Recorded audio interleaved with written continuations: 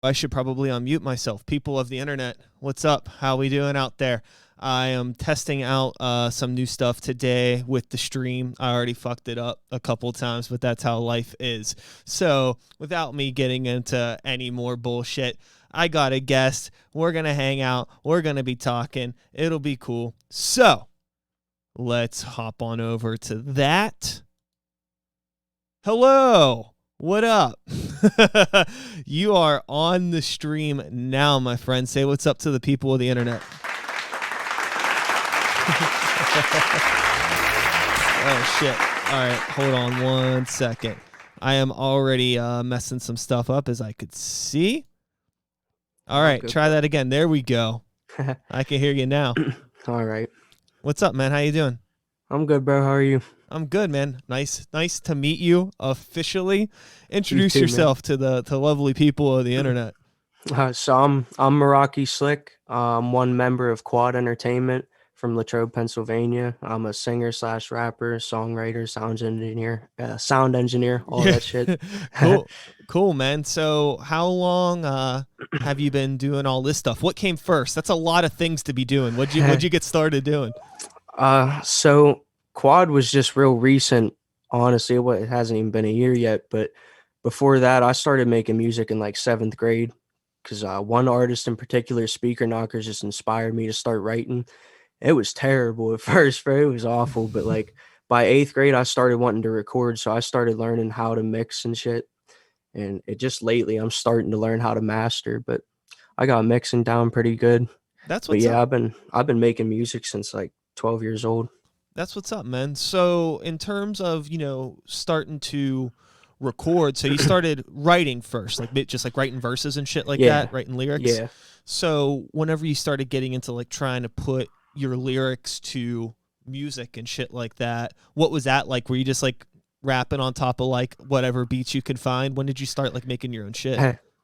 Yeah, so I found like some whack ass beats at first, and I was like recording on my computer. I was using Audacity at the time. Okay. Just straight up just recording with the computer microphone. And then I bought a USB mic, started taking it a little more seriously, and I got pretty good by 9th grade. Yo, that's the really cool thing about the technology, and like if you have the drive and you want to make something happen, you can fucking make it happen. Oh yeah. Even if you're just using, the computer mic and Audacity, it got you started. Exactly. And it got me a taste for it. Yeah, definitely. So once you started getting into producing stuff for real, what was like the gear that you started to use when you were coming up? I was just watching YouTube videos. I was just watching like several different people a day, several different techniques for just the EQ, and just going one plugin at a time and just learning how they worked and breaking it down.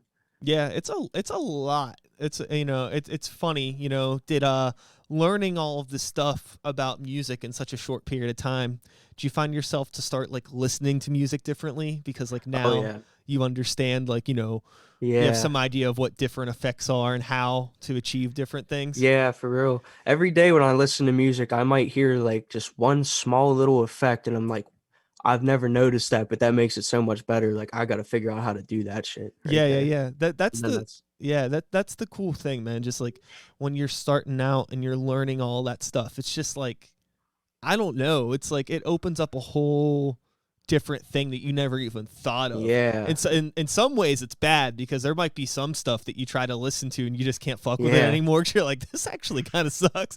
Yeah, you're like, this ain't it. Yeah, I can't yeah. believe I bumped this shit. But on the flip, you end up start to appreciating things that maybe you never even thought that you would like. Yeah. You know, Yeah. did you have any situations like that? Did you start to maybe fuck with stuff that you wouldn't expect as a result of learning about producing? Um, a little bit, yeah. Like I never really was a fan of X or Lil Peep, either one of them, and I don't know, I just started liking them because their mixes were so much different. Like they're weird. Yeah. They're really weird. They're not like modern day music. So yeah, I started getting hooked onto some different shit. That's the thing that I think is really cool about a lot of the younger people that are coming up because they're all self-taught. And one of the best Yeah. things about that is that they're developing their own sound. Like, I'm a very Yeah. strong believer that there's really no 100% right or wrong way to write or produce a track, right? Like, as long as For real. you're capturing the audio onto the computer, you got a song. I mean, Yeah. there's objectively songs that sound good or bad, but I don't think there's a right or wrong way to do it. And I Right. think just like, it helps, obviously, watching the YouTube tutorials, learning how to do shit, but you can't just like copy every single thing that those people are Yeah. doing. You got to kind of develop your own voice and get your own Yep. sound. Yep, exactly. Got to learn what you're doing. It, I'm still learning on my it was just lately I started singing. I'm still learning how to do it. Like it's hard. yeah, I'll tell you something. So, I mean, I don't know how old you are now, but I'm assuming, like, are you in your 20s yet? No, I'm 18. You're 18. All right. So, Sir. I started producing the same age you did. I was in 7th grade. I started doing shit. Really? So my old ass is 35 right now. It's been a Okay. long time, and Yeah. I'm still learning, to be honest with you. And you never stop learning. And to be Yeah. honest, like, you don't want to stop learning because then it stops being fun. Yeah, exactly. You're really just at the beginning of this, but it's cool that you're hungry, and it's cool that you have all of these resources, and you seem like you're really willing to learn and keep growing. Hell yeah. And Every day. It's cool too for you to be coming up in a time when like so many different styles are embraced under like rap or hip hop or whatever it is you want to Right. call that you're doing, because when I was your age, you couldn't do all of that shit in hip hop. Well, I mean, you could, but nobody would even fucking think to. It was just like, you're a Yeah. fucking weirdo now. Now it's almost like you're a weirdo if you aren't doing 1,000 different things. It's Yeah, like, if you're not diverse. it's completely flipped, but it's a really, really cool time to like be coming up It in is. music. It is. I'm grateful for like lately. I mean, past like year or two, there's been a lot of good underground talent actually starting to be recognized. I remember for a while it was like strictly mumble rap. That was like the only thing people were listening to. But I see a lot of musical creativity coming back into it. It's like a standard for music again, finally. Yeah, I think another thing. I mean, I'm not a huge. Uh, I think social media sometimes does a lot more bad than good. For But sure. if there's anything good that it's doing for at least musicians, is I think it's making people care more about like artists as people and just like Yeah. who you are. And a lot of time you get more genuine people that are trying to do more creative music, not Yeah, like for just real. generic cookie cutter stuff. Like, if you're just trying to make cookie cutter music that everybody else is making, you're probably not that interesting to begin with, and people probably No, aren't going to fuck with you for a long time. Maybe a for little real. bit, but it won't be long before Yeah. like people were just like, this fucking guy's boring, right? Yeah. So in terms of you and just starting to get into not only recording music, but you're putting music out there. You're hitting up strangers on the internet asking for interviews, Yeah. which is why we have this going on. Like, you're starting Exactly. to get your name out there, right? What has that been like for you? How much of an experience did you have with social media prior to doing music? Were you on it a lot, or is it now like, now I gotta fuck with this too? Like, you're like Yeah, learning a whole nother thing. that's exactly what it was. I'm like one in a million with my generation. I hate my phone. Literally, like I hate it. I don't want to be on it. Like before I was making music, I wasn't on it. I'd leave it dead for days on end because like I don't want to talk to people or nothing. Like I don't know. I'm not into social media, so fuck it. Like I don't want it. But it's so crucial now. I have to be on social media like every day just trying to gain a fan base on it because that's like the number way to go up nowadays. I mean, that's really the only way is promoting through social media and shit. Yeah, it's really interesting, and to be honest with you, dude, I don't think that your situation is that rare. I mean, you would probably know more because you're in Yeah, school and you yeah, hang out with people your age. I don't fucking hang out with 18-year-olds. I don't know what y'all are doing, but yeah. it seems like from what I've heard from people that I know that have either younger kids or when I do talk to some younger people, it seems like a lot of people in your age range are not fucking with social media the way that people in like my age range are. It's For so real. weird. Yeah, it seems like a lot more common than maybe you would think. But again, maybe Yeah. that's just me. Maybe it's because if I am talking to somebody that's in your demographic, they're also just like an artist and not really down with Yeah, like all the other shit. I mean, don't get me yeah. wrong, there's a lot of people in all age demographics that are using social media, but I don't think it's that uncommon for some younger kids to be kind of stepping away from it, you know? And Yeah. I'm curious like Hopefully. what that was like for you because like there was like no social media at all throughout my entire high school, right? Like I graduated in 2003 and that was like when Right. MySpace was like just kind of happening.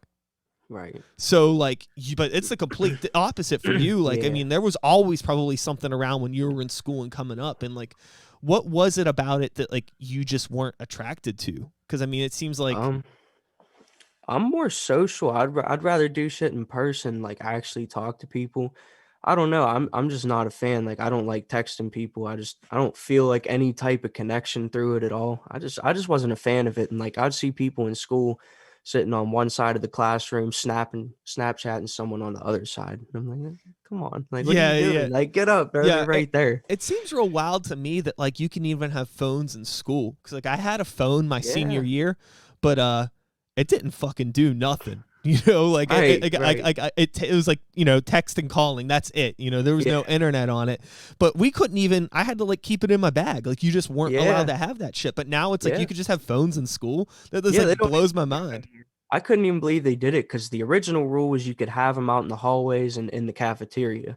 And I was like, all right, that's fair. Like common areas is what they called it. But like every teacher just stopped giving a fuck because you were allowed them out in school. So everyone would just do it in class. And all the teachers, like, they just didn't care after so long. They That just gave up, stopped fighting it pretty much. So, That's fucking wild. Shout outs real quick to Ice Teep in the chat. Said, "Hey, what's up? What's up, dude?"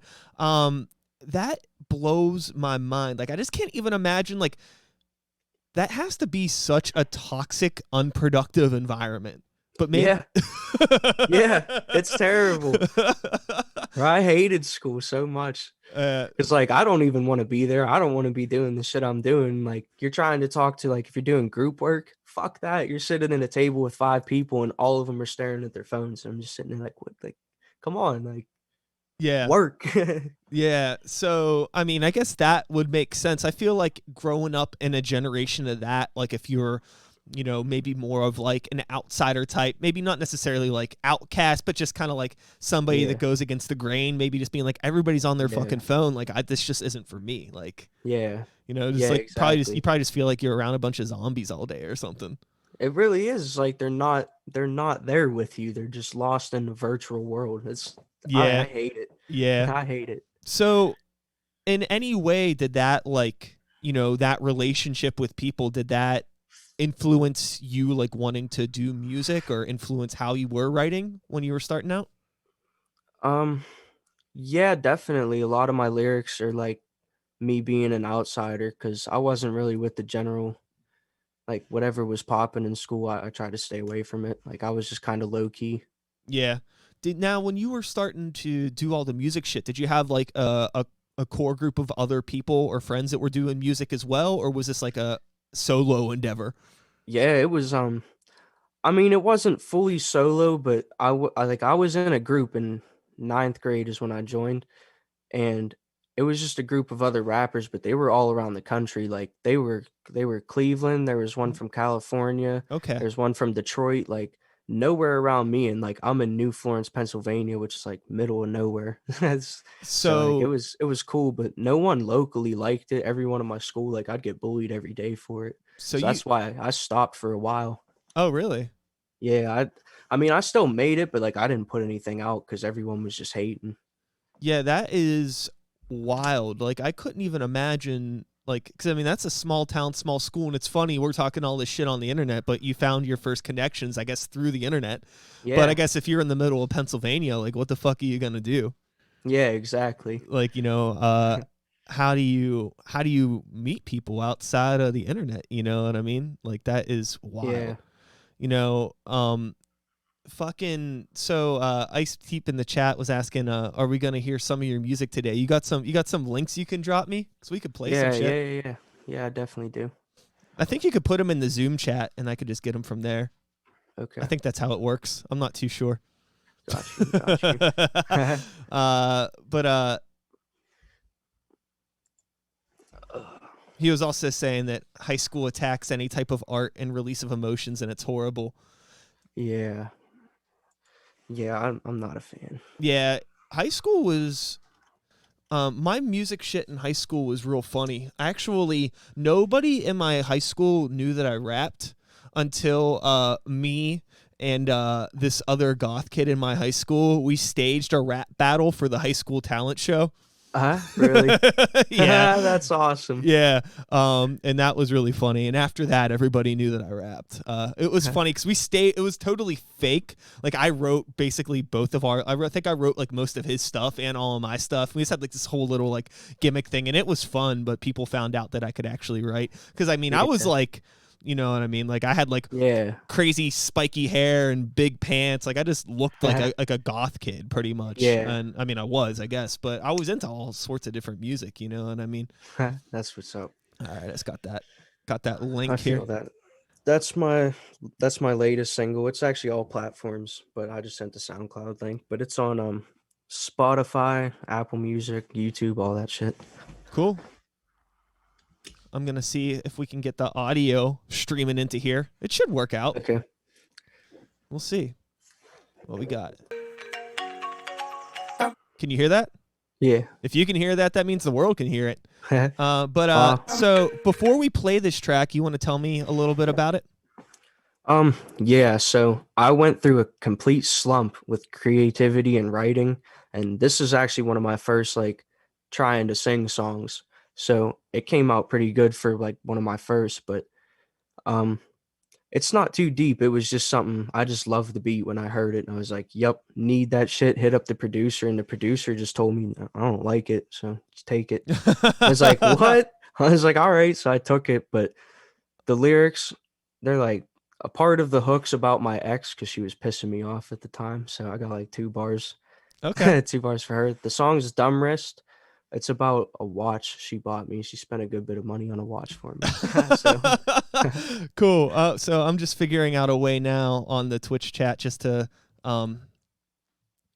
get this video of the screen up on here. So y'all don't just got to look at us as we listen to this.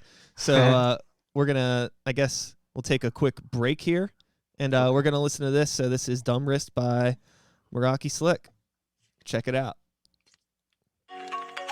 Dumb wrist, dumb wrist, dumb wrist. Dumb bitch, dumb bitch, dumb bitch. Young Slicky. You could say I got a dumb wrist, holding 0 degrees. Last text, nothing but a dumb bitch, still obsessed with me. I know I'm hot, I'm rich, playing not about the heat. I'm VIP, you on bum list. Pull up, hop out the beams. You can say I got a dumb wrist, holding 0 degrees. Last text, nothing but a dumb bitch, still obsessed with me. I know I'm hot, I'm rich, playing not about the heat. I'm VIP, you on bum list. Pull up, hop out a beam. Doing my shit never seen before. One of a kind, one breed, lil' ho. My heart locked, threw away the key, lil' ho. I understand, you really wanna be me, bro. Yeah, we get it. You posted with a big clip and 20 shooters, quote unquote, who probably only miss shit. Acting G for nothing, you a bitch, so I'm a bitch. You talk me in the plug, but never walk it, no get rich. Music got 'em wet, but I love no hoe. Every hit slick, no gamer quote. Wanna be famous, wanna be the GOAT, but put no work in, you a sheep, little bro. I got hoes on my North Pole. Hit that dro, but don't you choke. No coke, but I'm always woke. You hoes want a piece, better bite your own. Put the guns down, you bitches. 1, 2, 33, fuck dipping. 1, 2. Catch hands like a high five, real shit. Flush off, still spot 'em, I'm dipping. I'm strictly heat, trickling a stream. In other words, I be dripping with ease. Pour walk hard, I'm tripping from lean. If she ain't sucking listen to me. You can say I got a dumb wrist. Dumb wrist, dumb wrist, dumb wrist. Last text, nothing but a dumb bitch. Dumb bitch, dumb bitch, dumb bitch. Still obsessed with me. Still obsessed with me. Stupid trick, no treat. Stupid trick, no treat. You can say I got a dumb wrist. Holding 0 degrees. Last text, nothing but a dumb bitch. Still obsessed with me. I know I'm hot, I'm rich. Playing, not about the heat. I'm VIP, you on bum list. Pull up, hop out the beams. Meraki got me feeling right. I say out till they look in my eyes and they realize it is all lies. Coke in my nose with a perk in my stomach. I'm speedballing all through the night. Up on cloud 9 in a hot box plane that is permanently in the sky.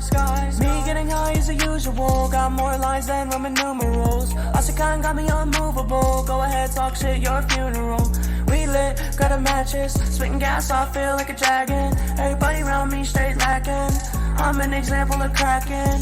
You can say I got a dumb wrist. Dumb wrist, dumb wrist, dumb wrist. Last has nothing but a dumb bitch. Dumb bitch, dumb bitch, dumb bitch. Still obsessed with me.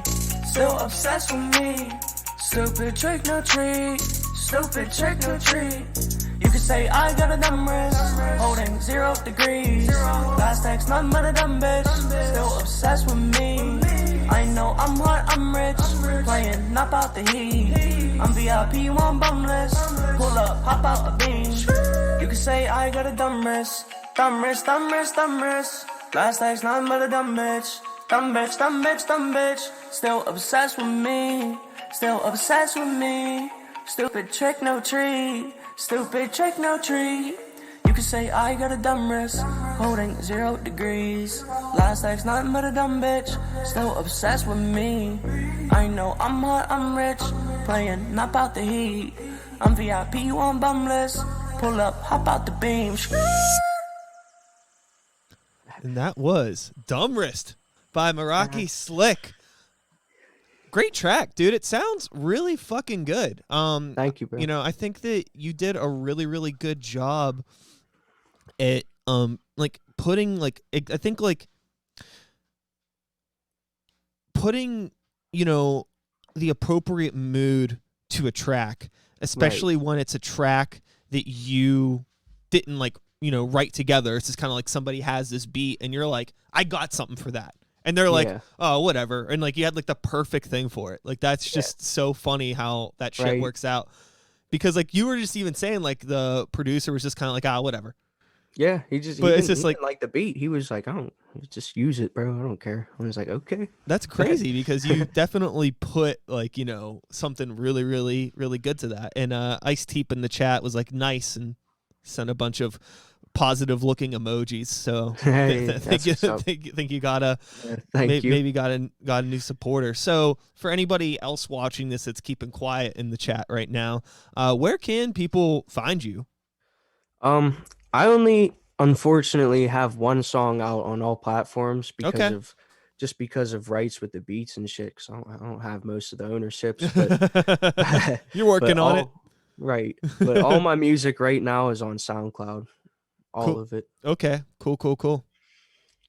So in terms of, you know, moving forward now and figuring out like what you want to do, you know, with your sound, especially now as you're starting to diversify and you're doing like clean vocals and you're mixing all that stuff. And I mean, to be honest with you, when you told me like this was your first clean vocal track, like I was expecting to hear something way more cringy than that. That was actually not even the slightest bit cringy. It sounded really good.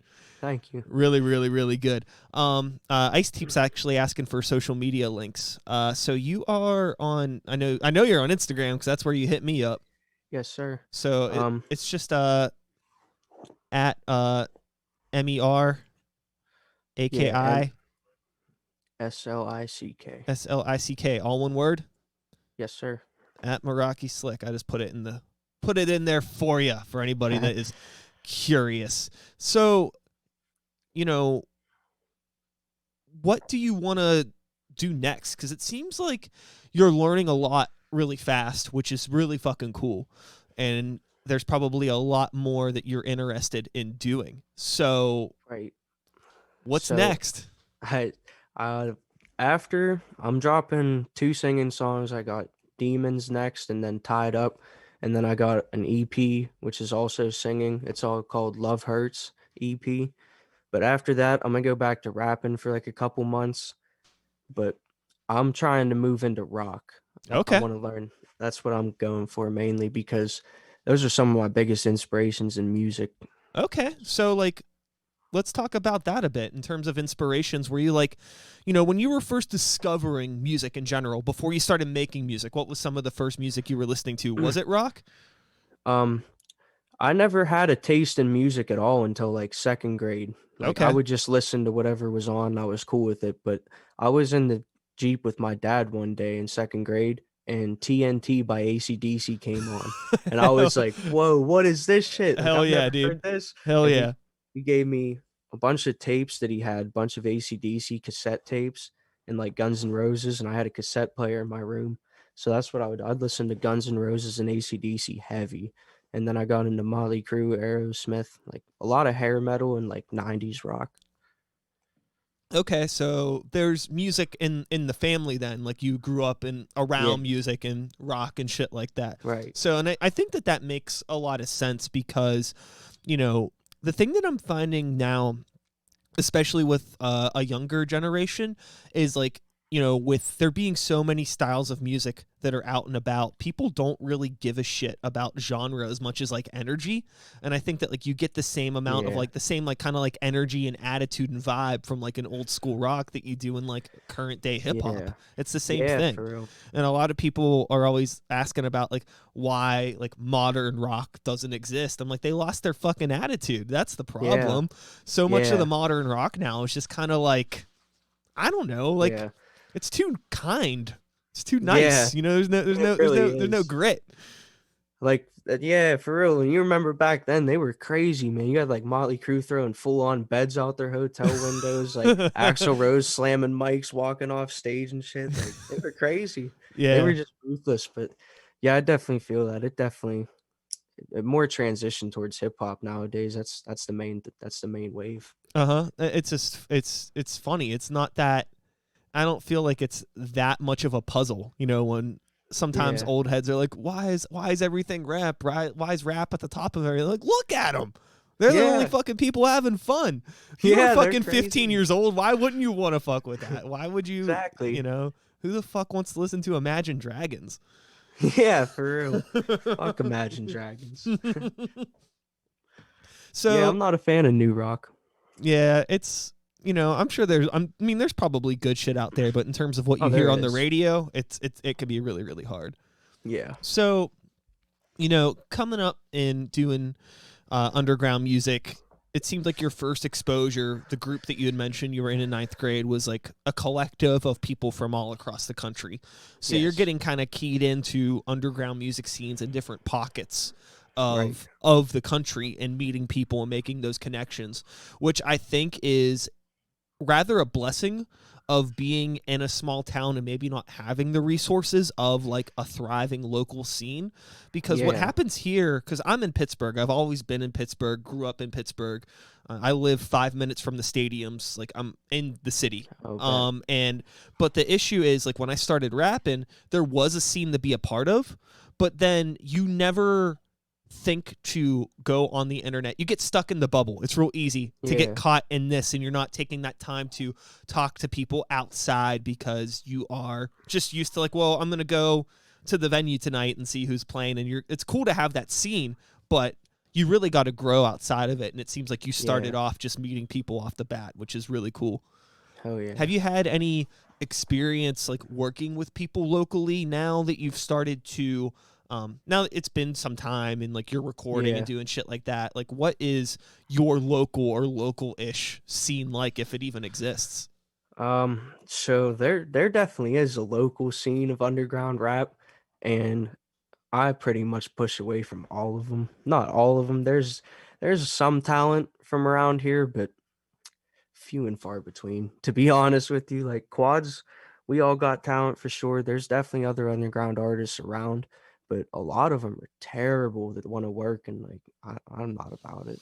I don't want to Sure. work if I'm not like if I don't like what they do, I don't want it on Yeah, my track. it's a hard thing because, you know, sometimes like people might not have it figured out yet. Like even you Yeah. mentioned, like when you started, like you were like, shit was terrible, but it's Yeah. all about like seeking out that potential. You know what I mean? Like if Exactly. somebody maybe doesn't have it yet, does it seem like they would have that potential? You know what I mean? Like, so Yeah. what's it like So- for you now that you have like, you know, a couple of years under your belt and seeing people? Are you able to determine like, you know, I'm not fucking with them, but it seems like they got something. Yeah, that's the main thing. I usually can tell that. Now, sometimes I could be dead wrong. Like I'm not a professional, obviously, but like Yeah, none of us there are. there's like 2 or 3 locally that like I hear them, I've heard them go for years, and I'm just like, they just don't have it. Like they're not figuring nothing out. They ain't changing Mhm. shit. Like, and if they are changing it, it's for the worse. I'm like, what the So fuck are they doing? so then in terms of that, like what lessons are you able to learn from those people that are around you that you see not changing? Do you ever like think about like, fuck, like these people are doing this and this and that wrong, and maybe I need to not do that? Yeah, for real. That definitely, because sometimes when I see shit, like it just kind of inspires me more to keep changing and keep growing as an artist, keep doing different shit. Yeah, I think that it's really, really one of the best things about a local music scene is the opportunity to learn from the mistakes that people are making around you. Yeah. Obviously, friendship and stuff like that is tight. We want that to happen, but you know, unfortunately, human nature, you're gonna have probably more enemies than friends or people that Yeah. just want to take advantage of the situation. So, For sure. trying to learn from that and moving forward, I think, is huge. Yeah. So now, in terms of whatever the fuck is happening with the pandemic and all of this life, you know, Yeah. can't play shows or anything like that. Were you playing many shows or doing anything like that prior to the lockdown, or are you focused more on just like online and sharing stuff that way? So I really got back into it during the pandemic, which was the biggest problem. So I haven't been able to do any shows yet, but we're waiting patiently for this shit to go away. No But doubt. yeah, we started like probably like a month or two after the pandemic hit, after schools were canceled and everything. Like I didn't have to go to school no more, so I was like, fuck it.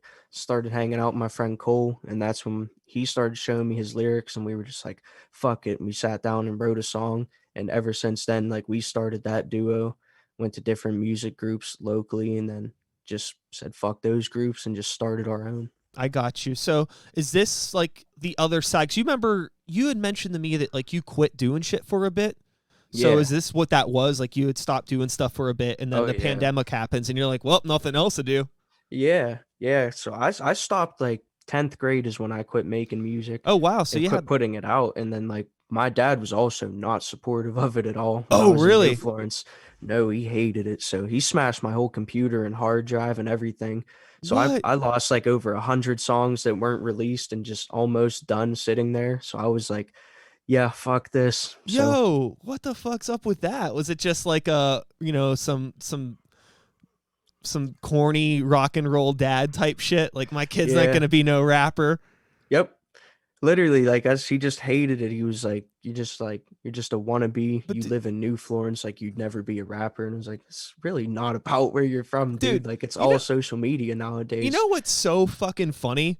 Nobody in Guns N' Roses is from fucking LA. They all have Right? the same fucking story of growing up in a small town, having Exactly. some fucking family members that didn't fucking support them, and then they fucking go out there and kill it. Yeah. It's Yeah, exactly. it's so Like fucking dumb. Axl Rose was in, like what a small fucking where was he from? Indiana or something? Like Yeah. It's yeah, come on. it's like how unself-aware can you be? And that just that goes back to what I'm saying about like the kind of shit that you're doing is just like basically the new rock mentality. And that's what Yeah. people are gravitating towards that are in your Fuck age yeah. demographic for the most part. But it's really cool to still hear that like you're interested in going towards rock and like exploring that. You know, because I know that one thing that happened recently that has been reasonably popular is that like new MGK stuff. That's what I was thinking of. And the I think that MGK it was album. really, really cool. Like the first thing that I thought of whenever I heard that stuff and heard like how good it was, because like I'm not like a huge fan of that kind of music, but I can recognize a good song and I'm not going to hate Right. on it. Like they're good songs, they're just not for me. Yeah, I don't right. know if a 35-year-old dude is his target demographic anyway, so it's totally Yeah. fine. But I can recognize it's good, and I think the coolest thing about it is like, fuck, this is gonna make younger kids appreciate guitar music again, quite possibly. Yeah. Oh, definitely. I think it will. That was a game-changing moment when he dropped that album. I was so happy. But yeah, I'm not a big punk rock fan. I'm more hard rock and hair metal and shit, but I love that album. I listen to every song of it. I love it. Yeah, I mean, that's the power of music, is that the genre doesn't matter. A good song that tells a story is going to connect with people, Right. and it's And really it's really cool now, just in this generation, for it to just music to be accepted more with like arms wide open and not be so. yeah. I think people like it a lot too, is because he does have the attitude behind it. Like I remember he left the tickets for my Downfall show right after in his friend Modson's car, and like on coke, kicking out the windshield of it, throwing it out on LA Strip. Like it's just crazy shit. So he's got I don't know, the publicity, I guess, too. Yeah. Like people just love him. Ice Teep in the chat just brought up how Lil Wayne tried to do rock stuff and how it was bad. But I don't. Did you ever see that? Do you remember that? I have not. Lil Wayne was trying to play guitar, but he can't play guitar. I think that's the thing, is I feel like so much of it goes back to being genuine in who you are. Like I don't think Lil Wayne really wanted to do that. I think he was just trying to make some noise and make a meme, basically. Yeah, you know what I mean? Get pretty people much. to talk about him. But you hear that MGK stuff, and it's very obvious. It's like, oh, this is where you come from. And I mean, Yeah. I remember seeing him like, probably like 10 years ago when he was starting out at like Warped Tour, playing like really tiny stages with all the punk bands and shit. You know what I mean? Like he comes from that world, so it didn't surprise me at all. It's like he came out of the punk and Warped Tour and emo and all that shit. That's where he first got big, was in that demographic. And then all that stuff kind of stopped being popular, and then he starts trying to like write Eminem diss tracks for a couple years, and it's like, what the hell is that all about? Whatever, whatever. But it's cool to like, I felt like that was a little bit like, I was like, who is this dude? And then he does the punk stuff. I'm like, oh, there he is. That's the guy I remember. I even like, if I'm not a huge fan of his straight rap shit, but I do like when he combines singing with rapping. Like Pretty Toxic Revolvers is a really good one. Like just shit like that, where it's not his full on like trap shit, Heart of Cleveland shit. Like I'm not a big fan of that. But yeah, I think it really just goes into like the genuine stuff. It's like, he's much more believable on that like the punk pop sort of stuff than he is on that like more gangster sounding stuff. It's just like, I don't know if this is you. Like it sounds good. Like you're capable. You can write and you can spit, and you have millions of dollars behind you with great production. Everything sounds great, but it's just like, I don't know if like you're the guy that I want to go to for this vibe. Yeah, exactly. I mean, he'll hit it, but like, I don't know. It's just, it's just his scene. It's just like, I don't know what an equivalent would be. Like say like you go over your friend's house and your friend's known, or no, we'll say this, like you go to a pizza place, right? And this pizza place makes really good pizza, and you go there because they make good pizza, right? But one day you go in there and they're like, we got General Tso's chicken. And you're like, what the hell? And you try it and you're like, this is good, but this isn't what I came here for. Yeah, that's exactly. MGK trying to be hard. That's my metaphor. Yeah. That's how it is, though. It definitely is. I mean, he's good at it, but like, I could definitely listen to it. But it's just like you said, his scene is punk. So with you and moving into exploring rock, what is your plan with that? Do you just kind of like just to do it and be a part of it and just try something? Or are you going to try to incorporate like rap and singing with it? Or do you just want it to be like a separate thing? Or do you not know yet? I'm not positive yet, but I want to shoot for that old sounding rock, like that just heavy hit you in the face type shit. Yeah. Like that's what I want to focus on. But If I can find way, it's hard to collide genres, but if I can find a way to do it, I'm definitely gonna do it. Cause like I found a way to bring rock into like my sing rap a little bit, but I want to take like rap and singing that type of shit into rock and just see what happens. Yeah, I think. It might not work at all, but it might Yeah, work great too. Ice Teep in the chat was asking if you play any instruments. I do not. I wish. I got a guitar when I was in like third grade to start learning, and it was like half my birthday gift was guitar lessons, but I never got them. Yeah, So I don't know. I just yeah, I never think really dove into it. so. The thing that I think the biggest issue with combining like a classic rock with like a modern hip hop sound is tempos, because both Yes. the genres operate in totally different tempos. Yeah. So Yes. like, either something's going to sound too slow or too fast. In the chat, there was like the Ice T mentioned the Aerosmith and Run DMC collaboration. Remember they did Right. like Walk This Way back in the day, but that's like more of like a bebop and sort of like, Yeah. yo, hippity hop, rap, old school stuff. And that's like not Yeah. how people rap anymore, but it kind of worked because it was more in the correct tempo of like a rock Yeah. song. I don't know how you would do it. I don't know. It's not impossible. It's just like a No. matter of like experimenting and like without playing instruments, then you got to like either have a producer that's capable of doing all that stuff, or you got to start meeting people and getting stuff together. It's a lot of work. Right. So I don't know. I think it would work if I could find a tempo within 100 to 120. I could definitely make it happen there. Yeah. But I don't know how it would sound together. Like I'm not sure. Tech Nine's done it. Like he's crazy with mixing genres and shit, but I don't know how he does it. He's a genius. I'm not like that. Not yet. Not yet. I think the thing is like you just got to like really like sometimes like whenever you're trying to, this is going to be my second food analogy of the stream. I think that sometimes like when you have these different flavors, like you really don't know what they're going to taste like until you just mix it together and just take a bite of it. You just got to experiment in the kitchen pretty Yeah. much. Yeah, for real.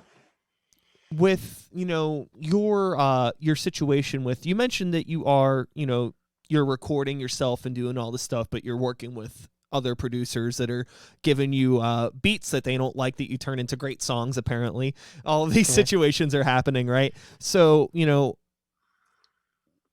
moving forward, do you plan on like becoming more of like a 100% independent producer, or do you always want to have other people like in your circle to work with and collaborate with? I definitely want people in my circle because I don't really know how to make beats, but we have one member in quad right now that does. So he produces some shit for us, and we got another member who's learning and trying to learn how to make them. But that's definitely not my end. I hate making beats. Like I've gotten so into it, but I hate it.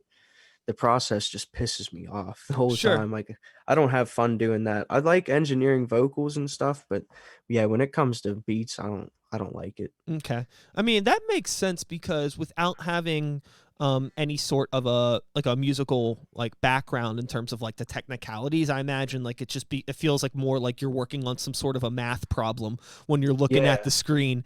And It is. It's a headache. yeah, and I think that it probably makes a lot more sense for you to just focus on your lyrics and your delivery and learning how to Yeah. do different layerings and compressions and pannings and reverbs and Yes. delays and Yeah, bring all of that to life because you understand how that works. Yeah, exactly. That's the other problem. If I like started trying to learn how to make beats again, it would take so much away from like what I do lyrically. Like that song wasn't lyrical at all, but I have some insanely lyrical songs. I just don't really put them out yet because I don't feel like they get the attention yet. I mean, that one has, I think, 2,500 plays on SoundCloud, but like, I don't know. Some of my shit's like deep, so I want to wait till I have a good solid fan base to drop it for. Yeah, the lyrical stuff is interesting because I think that sometimes the vocal gymnastics are impressive, but Right. if music is a conversation between you and the listener and they can't understand half of what you're saying, they're going to stop listening. It's a Yeah. very small demographic of people that I think that really like are into and can understand everything that's happening when it's so technical. Yeah. I think that there's like an art to just doing something that maybe isn't so like air quote lyrical, but what's harder, writing something lyrical or something that actually connects with the listener? Like I feel like that what's the dummy wrist what's that track called? I'm sorry. Dumb wrist. Dumb wrist. Sorry. Dumb wrist. Yeah, that track. I feel like that is a lot more, it connects more on a level that's very just like human. And it doesn't need to be like super technical or flashy. It's just like, this is just a story. Right. And I think that that's so much more compelling. Right. Yeah, that one definitely hooked people. I don't know. I like rapping, but that is one of the biggest problems is if I go too fast or if I have, because I have some bars in there, but like people are probably going to miss them. They're not going to pick up, especially if you got like 4 deep lines in a row. They might pick up one somewhat and try to think about it while you say the next 3 and they just don't pick them up. Yeah.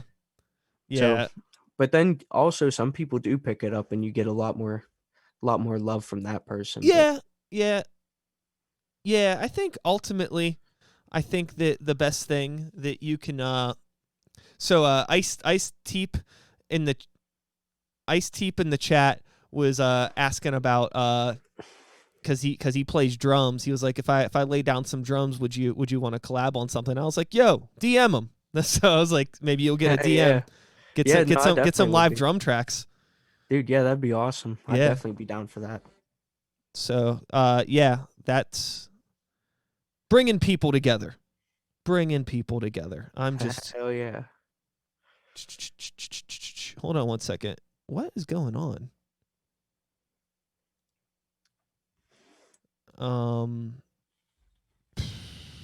Sorry, man.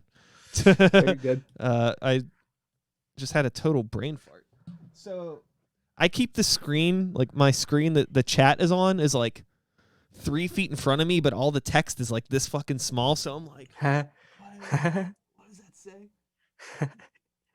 Only because I don't want like the laptop like in frame because I think that looks corny. But anyways, where the fuck were we, my dude? So you're trying to do this rock shit, maybe, but you're just at the forefront of all this stuff. You don't have much of an interest in making beats because it hurts your brain, which I understand, but you're very focused on the vocal stuff, and I think that shows. I think that it's cool to hear somebody that is like, you know, this young in the game having the experience and just the ability to like structure a song in the way that I heard in that track, because like it's very organized. And it's really easy sometimes for people to just be like, I have this idea for a song and it's just a fucking mess. Like, you know, like verses don't line up with bars and like the hooks aren't really hooks and all this shit. Right.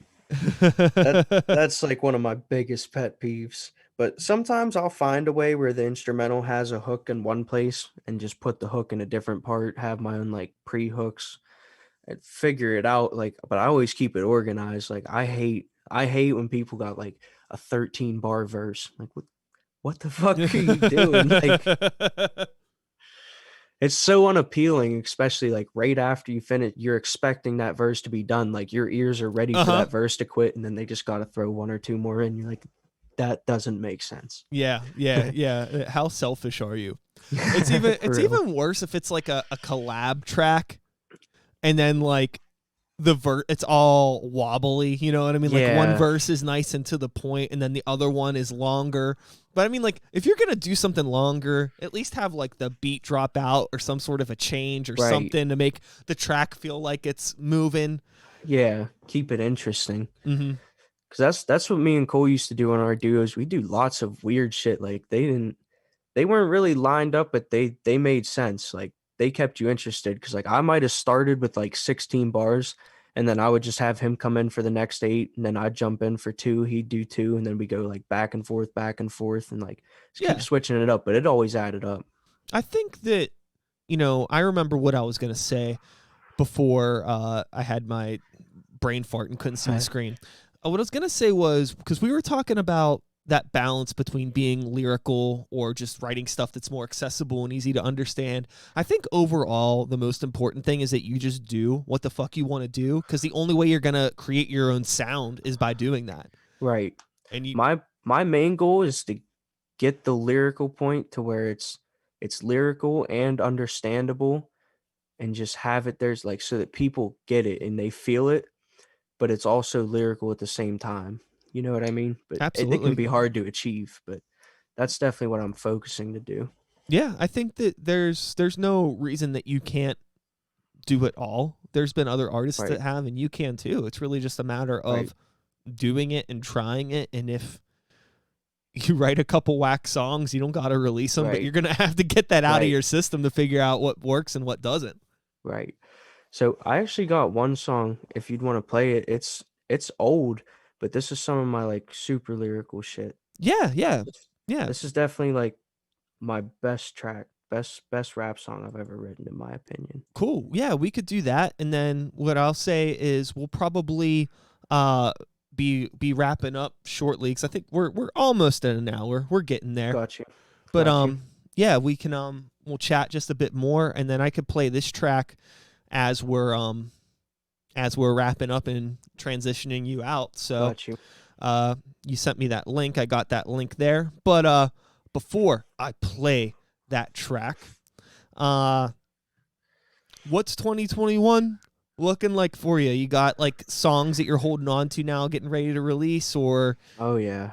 yeah, a lot. Lots What of music. So this is one thing actually that has always impressed me, especially with a lot of the younger hip hop rap people that I talk to, is like how much content they produce. Yeah. You know, how frequently are you putting songs together these All days? the time. All the time. Almost every day. Like I used to just live here at this apartment with my friends. Cole and Justin's actually downstairs now, but I used to live here all the time, and I'm in the studio right now. So I used to be in here like all the time. I remember I'd go on binges where I'd sit in here for like 3 days straight, wide awake, making music. But if I'm home, I'm still writing music or finding beats or doing something. There's always something, or promoting Instagram, like social media. There's always shit going on. But as far as actually creating it, nowadays I've been recording maybe like 3 songs a week. That's nuts. That's Yeah. really, really cool. I think that it's great to, hear that energy coming from like, just like you're just putting your time into what you love. And I think that that's so fucking tight, because a lot of times you'll meet people that'll say shit like, like with me, like they're like, I don't understand how you do everything that you do. And I'm like, I don't understand how you don't do everything that I do, because I'm just doing, like, I don't feel like I have like an abnormal schedule. I just put my time into the shit that I want to put into, and I don't really fuck off too much. That's really about it. There's so much time in the day.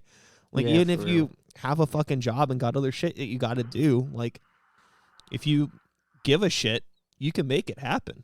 Yeah, for real.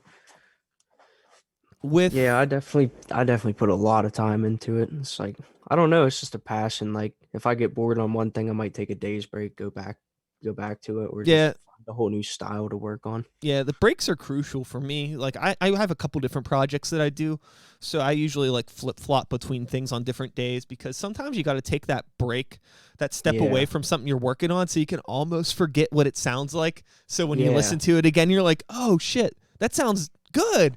I was burned out last night. I was getting ready to just delete this whole project, but now I'm like, all right, old after like.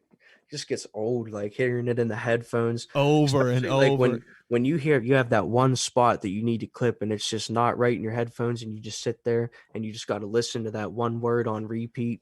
Oh my god, it is so annoying. Yeah, man, I've been there. It never goes away. That's kind of, it's a beautiful thing. It's you're gonna perpetually be annoyed and always learning. Yeah. But eventually you'll get good tracks out of it, and you'll be like, it's worth it. Real. Makes it worth it. Yeah. Fuck yeah, it does. So before I play this last track. I'm going to get it all queued up now. But before I play this, one more time, dude, thank you for coming on and chatting. For anyone that is in the chat, I got a couple other people that are going to be coming on talking about some stuff after Meraki. So I'm streaming for a little bit. I'm going to be here hanging out, drinking my water, listening to some other music. We actually have my buddy John from a punk band. He's a punk rocker. He plays in a band called Fuck Yeah Dinosaurs. He's going to be in the chat here very, very shortly. He actually just hit me up and said he's in the waiting room, so I'm going to be letting him in a minute. I'm going to say word, and I'm going to play this song, and we'll be seeing you out, my dude. So thank you again one more time. Yes, sir. Thanks for having me. You got it, man. This clip, I'm going to export this clip out of just our interview segment, and this will be available on YouTube in the next week or so. Okay. I'll let you know. And yeah, dude, keep me in the loop with everything that you're doing, because I think, you know, you have a ton of potential and a good head on your shoulders, and I'm excited to see like what the fuck you do moving forward. Seriously. Thank you, bro. Thank you. I'll definitely keep in touch. Yeah, you better. All right, so let the people know, what is this track that we're about to play here real quick? It's called Systematic. It's about two things. The first verse is about not being a slave to the system. So I want to make music. I don't want to work a 9-to-5 period. Like, that's just the end of it. No one really sees that, but I don't give a fuck, because that's what I'm going for. So that's the first part. Second part's just like relationship type shit. Word. Sounds like the perfect life of somebody in your age demographic. It's what yes, it is. Sir. That's what it yes, is. Sir. All right, man. Well, we're gonna play this, and I'll be seeing you out of the Zoom chat as this is playing. All right, man. All right, bro. Cool. All right. So let me get this back up on the screen. Let's get this shit playing. I'm hitting play. What's happening? Let's refresh. There it goes. Every day I wake up, my faith is escaping me. Yeah. Every day I wake up, my faith escaping me. My passion passing me, avoiding trash became a habit. Hard to build attraction when my madness literally attacking me. I said I do it big, I'm talking massively, but actually my life a tragedy, and tragically I'm left to my own devices. Bad thoughts plaguing my reality, a victim of vices. Life is the only thing I'm battling. Spend most of my days imagining, like imagine me living my dream instead of working in the box for my salary. Too many of us rats, it's really sad to see. Hamster wheel running to celery, cause we're told to burn our calories. The system sells us dreams, it tells us things like who we want to be. It's impossible. They give us screens for distractions, fascinated with attractions. TV not displaying the famished, instead it's fashion week with people who put plastic in their faces to be in front of the rat race. I've been waiting on the day I get my facts straight, cause we sell our souls for some cash. It seems we hurting bad. I wanna open the blinds and pull the curtains back. I wanna guide the kids before the world tries to strip away their strength, before they give up on happiness to impress the peers who are in the same boat. Waste away the days, pray they gon' be saved, sipping Chardonnay till they graduate to coke, cause that's the only way to cope with the world that puts cash before a happy home. The realest of us end up sad and alone, cause they'd rather have sat at home than hang out with actors with attachments to their phones. What happened to the world, I don't know. Every day I wake up, my faith is escaping me. Keep on searching and finding nothing but vacancy. They can see I'm anxiously waiting for the day to make it to the top. I'm waiting, I'm not a rat in the making, see. Every day I wake up, my faith is escaping me. She got the body of a princess, mindset of a witch. I'm not easily impressed, so you better try your best, cause I've been down so many roads, I know where it goes. GPS, my heart confused, I'm not trying to be left vexed in this mess that you call a relationship. I'm hanging on the threads that collapsed in my face, and I'm picking up the shreds of the remains of it. Backwards I'm facing it like the reality of this relationship. I'm good, I'm fine, but actually I'm faking shit. I'm just so tired of acting A-okay, and every day drags like a queen. Jack with the beans, that's me, how I'm addicted to pills for pain and pain at the same time. Never painting the same lines, striving to save lives, but it's so hard to save lives when I barely even believe in mine. Every day I wake up, my faith is escaping me.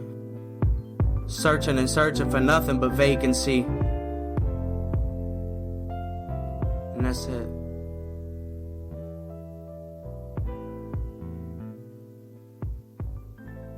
And that, my friends, that was Meraki Slick, Systematic. Shout outs to Meraki Slick. Really cool kid. 18 years old. Well, got a lot of music playing. Let's see real quick. How do we got it. Up. All right. So yes, shout outs again to Meraki Slick for coming on the conversation.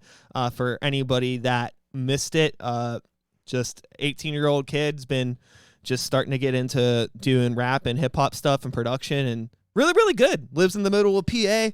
I forget where he said it was, but damn, really cool kid. So shout outs to him. And coming into the chat now, and once I get this window gone, we have a screen that just says Porta John.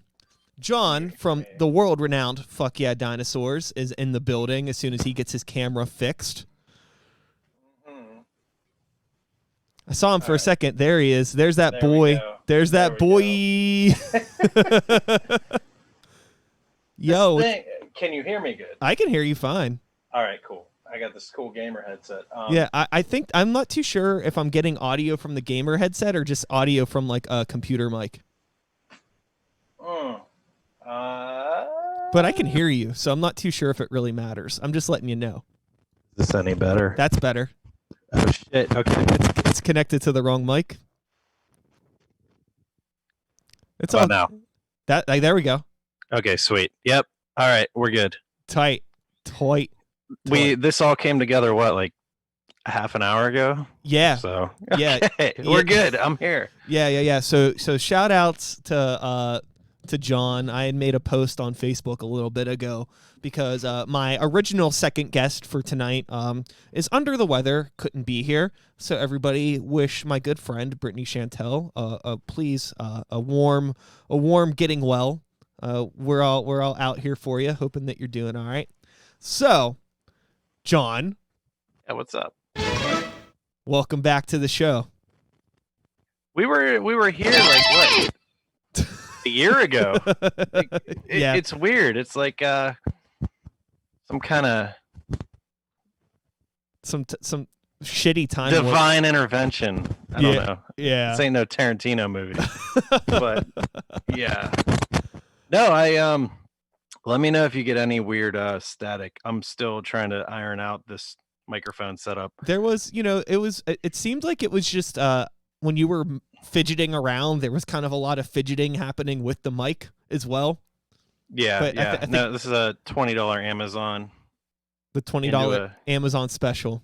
Yeah. No, especially the camera is one of those off-brand GoPros, and I think every dude in Fuck Yeah Dinosaurs has one now, but for some reason mine, when I connect, it's either really dark or it works. So it's just balancing on top of a monitor right now. So if anything messes up, it's that camera's fault. Okay. We'll blame everything on the GoPro ripoff. Yeah. So it's called a Victor. Blame the Victor. Okay. Nice. I don't know. For anybody that isn't fucking familiar with your fucking band, you want to tell everybody about your fucking band? Yeah, this is the job right now. Fuck Yeah Dinosaurs is a punk rock band from Pittsburgh. We call it Dino Punk. I've now condensed it down to, for fans of 90s and 2000s, Fat Records, Epitaph, and Hellcat. Can't forget about Hellcat. Mm-hmm. Skate punk, dinosaurs, beer, dinosaurs. That's about it. Yeah. I think that's it. So in terms of, being an adult and, having an unapologetically adolescent hobby or band, whatever you want to call it, what you consider being in a band a hobby, or is it just part of who you are? How do you view this these days? I think it bounces between the two because it is a hobby, but it depends on how much you want to do with it. Because I'm learning that there's a big difference between just saying, hey, and I would even lump this in with I don't know, like you see with the pandemic and everything, like people are itching to play shows again, and there's a lot of cover bands and bands that are trying to just go play, and that's fine. Like if you feel safe doing it, if you can attract some people and everybody's safe, cool, go play a show. But I think there's a difference between just playing a show and then we're a punk band, so we have a lot of people in a small room. Yeah. And I think there's this weird level of, okay, we're a band, but we also, I don't know, we put out a record, so that kind of, we pressed the vinyl this year, and Now I think you're a business. yeah, but we also all have day jobs, and we're lucky because we're still all working through all this, and luckily no one's stuck at home, which sucks because I have plenty of friends that work at venues and are stuck at home. Also, it's just really weird because I think I messaged you about how like when we did the podcast with you, we were just like, oh, 2020, we're going to do all this stuff. We're putting out a record. We're going to play all these shows. We're going to do weekend tours. But this is like a total 360, 180, whatever you want to call it. But I don't know. Like, that's the long answer of saying it is a hobby for us. We're lucky that in a way it is a hobby for us, but we also kind of want to do more to where it's, I don't know, we're making merch, and we have hats, we have vinyl. We want to do more with the band than just go play punk shows in a dirty bar, I think. Yeah. Yeah, and it's a really complicated time right now for bands like Fuck Yeah Dinosaurs or bands like my bands, because like we play in bands where people need to be able to hit each other in order for it to be a good show. That's basically what it is.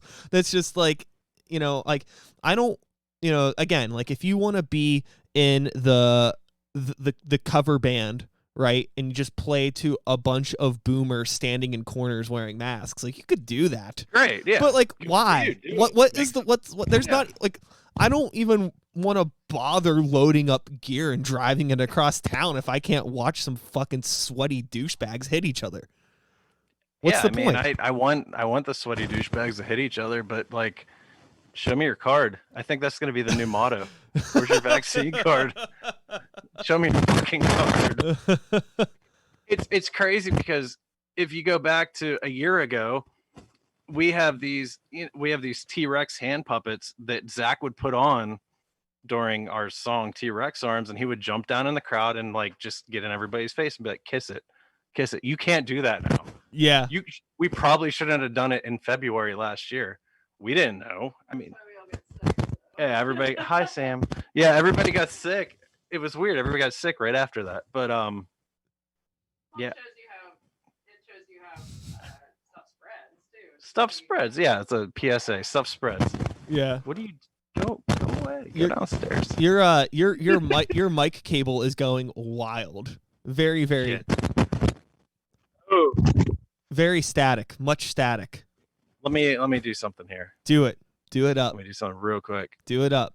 I got you. I got you.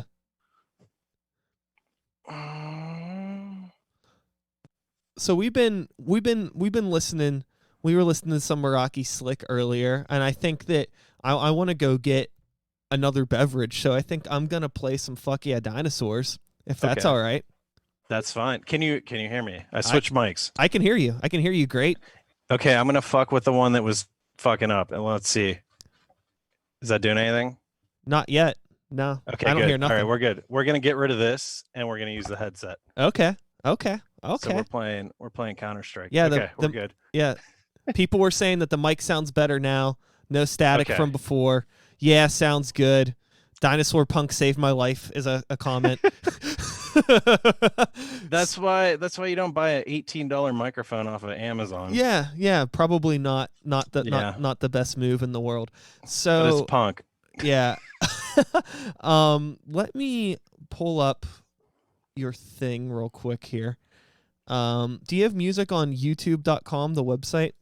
I've heard of it. Yeah, some of it might be tagged wrong. If you go to dinopunks.com, that's our central hub for everything. Okay. What's that called? List. Dinopunks.com. We're going. Dinopunks.com. There we go. Oh, I need to add more stuff to that. Bandcamp, Spotify. All right, we'll go to Spotify. Spotify works. So somebody said that having a website is pretty corporate, not very punk, bro. It's not necessarily a website. It's just a domain name. Yeah, true. Get it right. Get True. it right or pay the price. Yeah. It's operating outside of these social media conglomerates, bro. Right? We do it all ourselves. I mean, Yeah. I'm setting it all up. So Deep web, dark web, bro. yeah, the Onion. So let's play. Yeah. Somebody said announce Matchbox 412. Oh God, that's a whole nother story. Okay, well we can get into it. So right now, Fuck Yeah Dinosaurs, I'm just gonna play the most popular Fuck Yeah Dinosaurs track, Intergalactic Reptilian Shredders. Play the remix. I guess we could do that, couldn't we?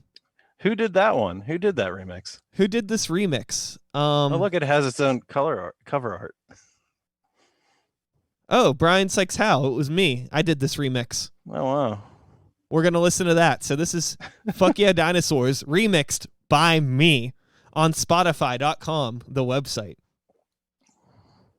Oh, Jesus Christ. Now I gotta log into Spotify. I'm Yeah. sorry, that's my fault. It's okay.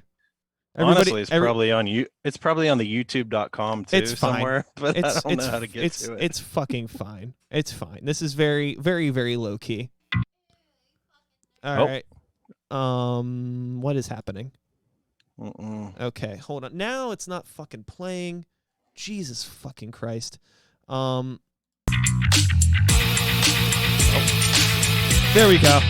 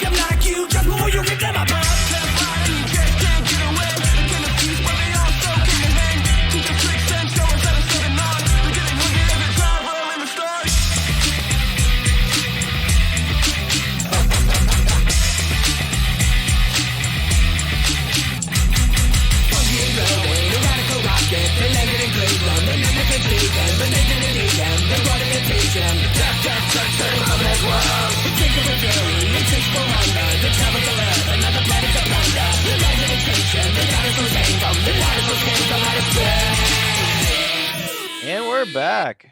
We are back. So that was the IRS SoCal Halfpipe remix from Shrugmoji, the 65 MBA, Million Beers Ago remixes by Fuck Yeah Dinosaurs. So working on that track was fun. Thanks for having me do that. Yeah, thank you for doing it. What were some of the challenges that you found asking people to remix punk rock songs? I don't know if you've ever been in school and been in a group project and expected everyone to contribute. Sure. It was a fucking headache, but I don't blame anybody in particular. I just think to get a whole going from the idea of, hey, can I get 2 or 3 remixes to hey, all of a sudden I think a bunch of people expressed interest, and all of a sudden it turned into something where the whole album was going to get remixed. Was kind of like a holy shit, this is going to be a thing, but I have to wait for it to happen. Yeah. So yeah. I tried to like establish deadlines, and like anything else, like some people were just straight up, I'll do it eventually, like don't worry about me. Some people got it right away. It was fun, but it was more work than I expected.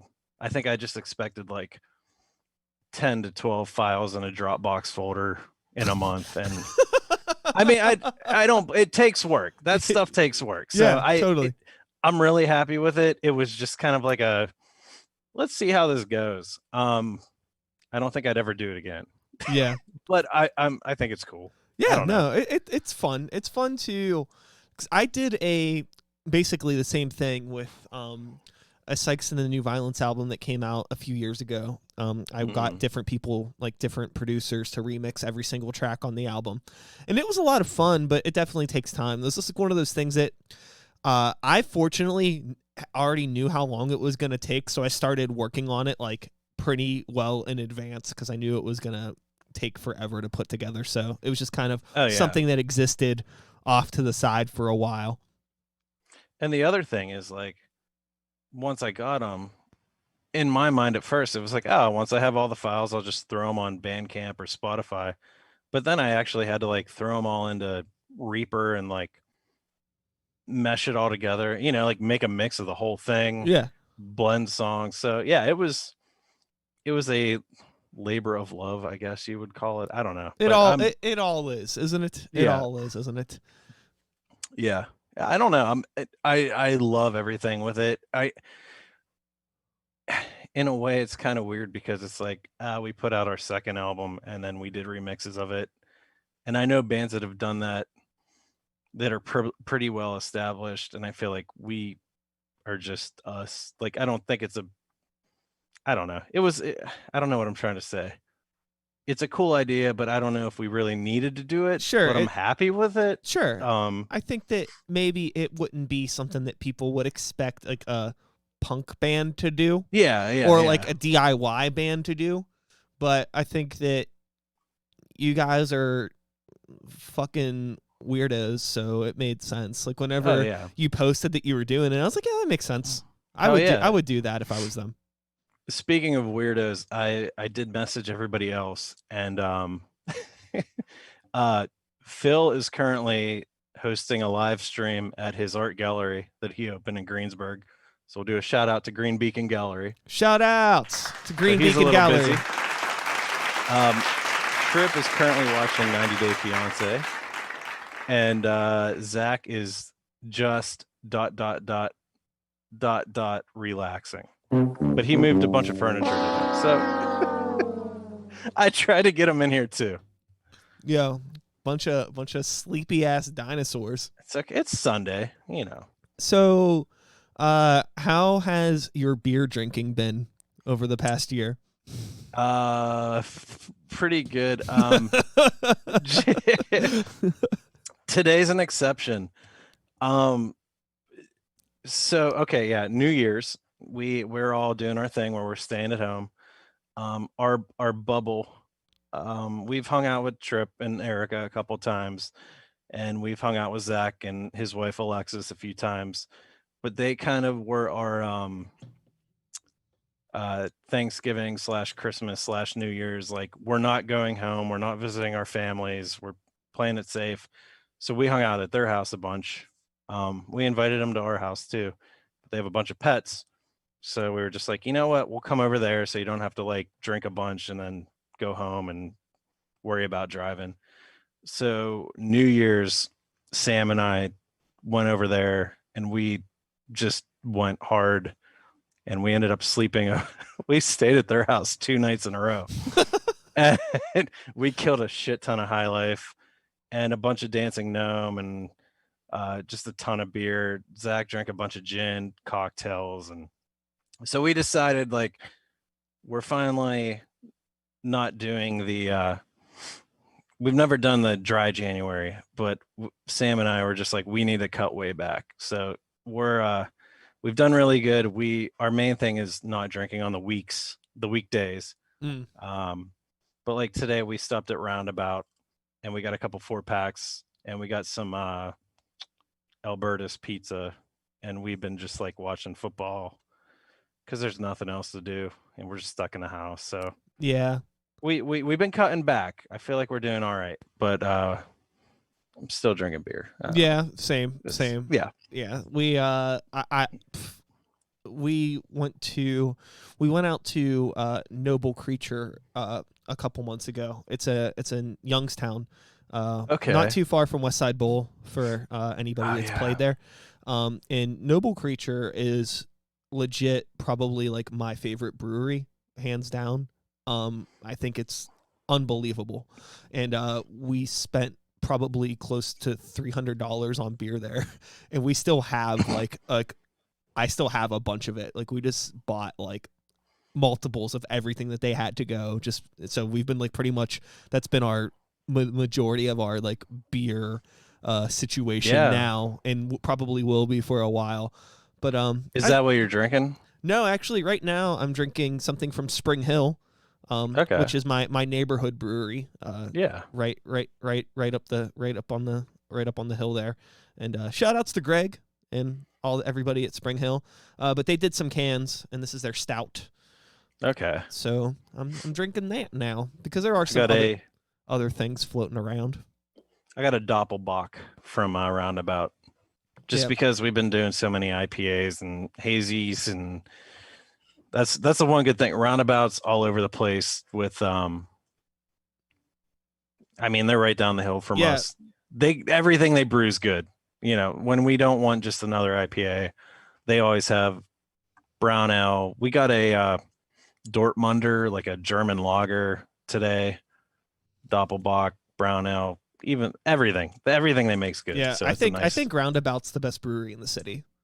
They're very good. Personally, yeah. I mean, they're one of our favorites. I'm not like one to like put like breweries up against each other because everybody does different styles, but like they're easily my favorite. Just in terms of like just no bullshit good beer. I think they do a really good job. Riff Zealot in the chat said that he's doing IPA free January, which is really funny. Okay. We actually started doing a thing where we have a calendar hanging in the living or the kitchen that every day we're putting like either no or however many. Today we broke our rules, but I don't know. I'm proud. Like Tuesday nights was always the practice night, and we would just go out of control. And I'd always end up sleeping on the couch, and Sam would sleep in bed. But like now that we've been kind of taking a winter break with the dinosaur practice, it's good to kind of have a rest. I don't know. You're not around it, dude. When we were doing when I was working with Brutal Beer Fest and helping organize those events. Our weekly meetups, it would be dumb. I think we did them on Tuesdays, so I had no business to be drinking anyways on a Tuesday night because I worked during the week. But like, it would just be fucking dumb because like it would just be like, oh, like I got like somebody from this weird brewery was in town this week, and I got this weird beer, and this is the only time you'll ever be able to try it. And I'm like, well, okay. Yeah. So I guess I'll have a little bit of that weird beer that you brought. Yeah. And since I had a little bit of that, I will also help you drink all of this shitty beer that I could drink anytime ever. It's like, it's this horrible gateway. Yeah. No, the thing is, like I do all the signage for Wilson McGinley now, and they are the Miller Lite distributor for Pittsburgh. So I'm in a beer warehouse. Like I'm lucky because my office is kind of in the back, shut off from everybody. So I don't have to worry about being around people right now with everything going on, but I'm just around beer all week. And I think Tuesdays was always kind of like a good band day because it's like, it's not Monday. So you're not like, oh, it's the first day of the week. It's a good excuse day to be like, well, it's Tuesday and we're doing this thing. So, let's have a couple beers. Yeah. But- Yeah. Now I've gotten a little bit better about drinking beer during the week. Whiskey's become a problem. Yeah. I just noticed we've bought a shit ton of seltzers and stuff now. So instead of beer, I'm just like throwing out 12-pack cardboard of like every flavor of LaCroix. Yeah. Are And- you fucking with that hop tea stuff? Hop tea? Yeah, so there's a company called Hoplark, and they make hop tea. It's just like, it's canned sparkling tea with hops, and the shit tastes like beer. I want that. It's really good. It's really, really good. I saw somebody's making a non-alcoholic pastry IPA. Weird. Like yeah. Isn't that just? I'll try it. Isn't that just like what is? Juice? Yeah. Like, what is that? I don't know. I'll try anything. Yeah, the hop tea stuff is really good.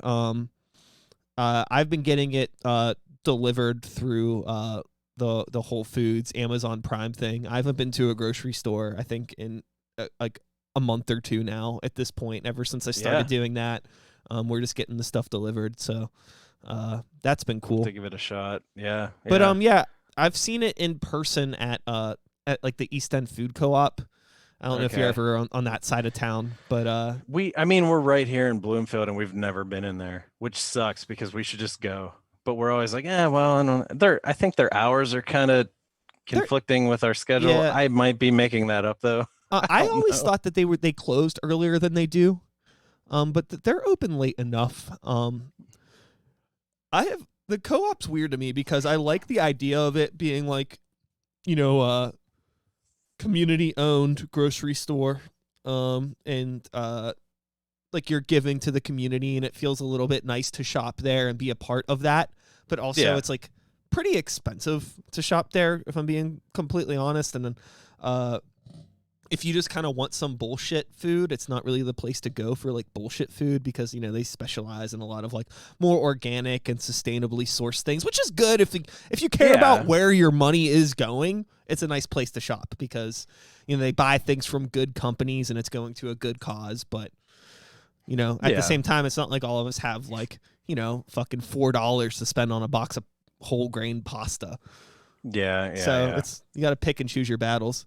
Yeah, we always end up hitting like the Lawrenceville farmer market or the Bloomfield one, like the one at Arsenal Park or the one up in Bloomfield, and we get our $30 of pickles and mushrooms. Like our mushroom vendor, like it's nice to spend money on cool food that's not beer, but it's also nice to spend money on cool beer.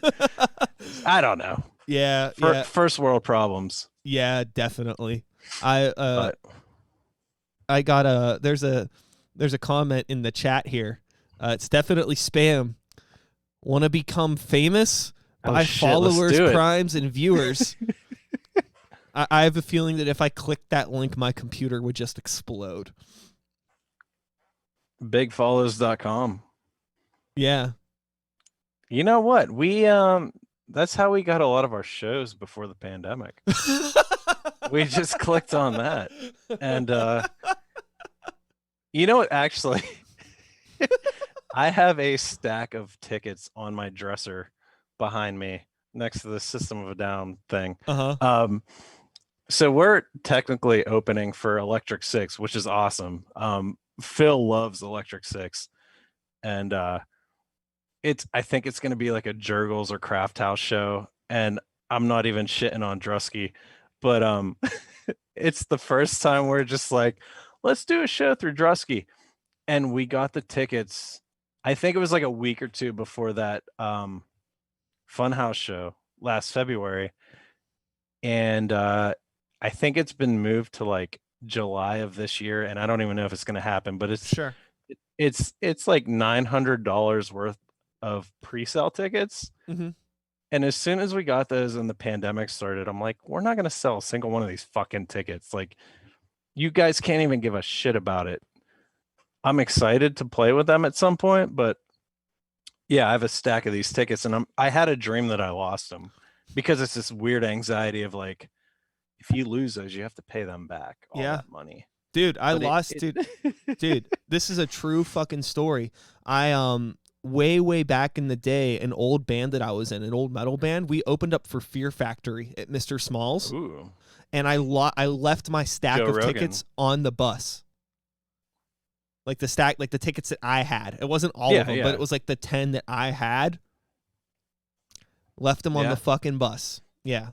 Luckily, the thing that was cool was Opus One was actually cool about it, and I didn't have to fucking buy the tickets. Ooh, I had to do. I came close to having to do that once.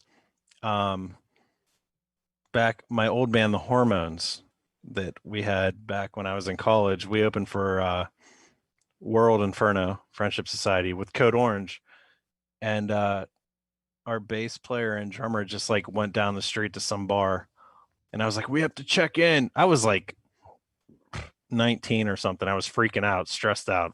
First time playing at Smalls. I was like, we got to check in. We have all these unsold tickets.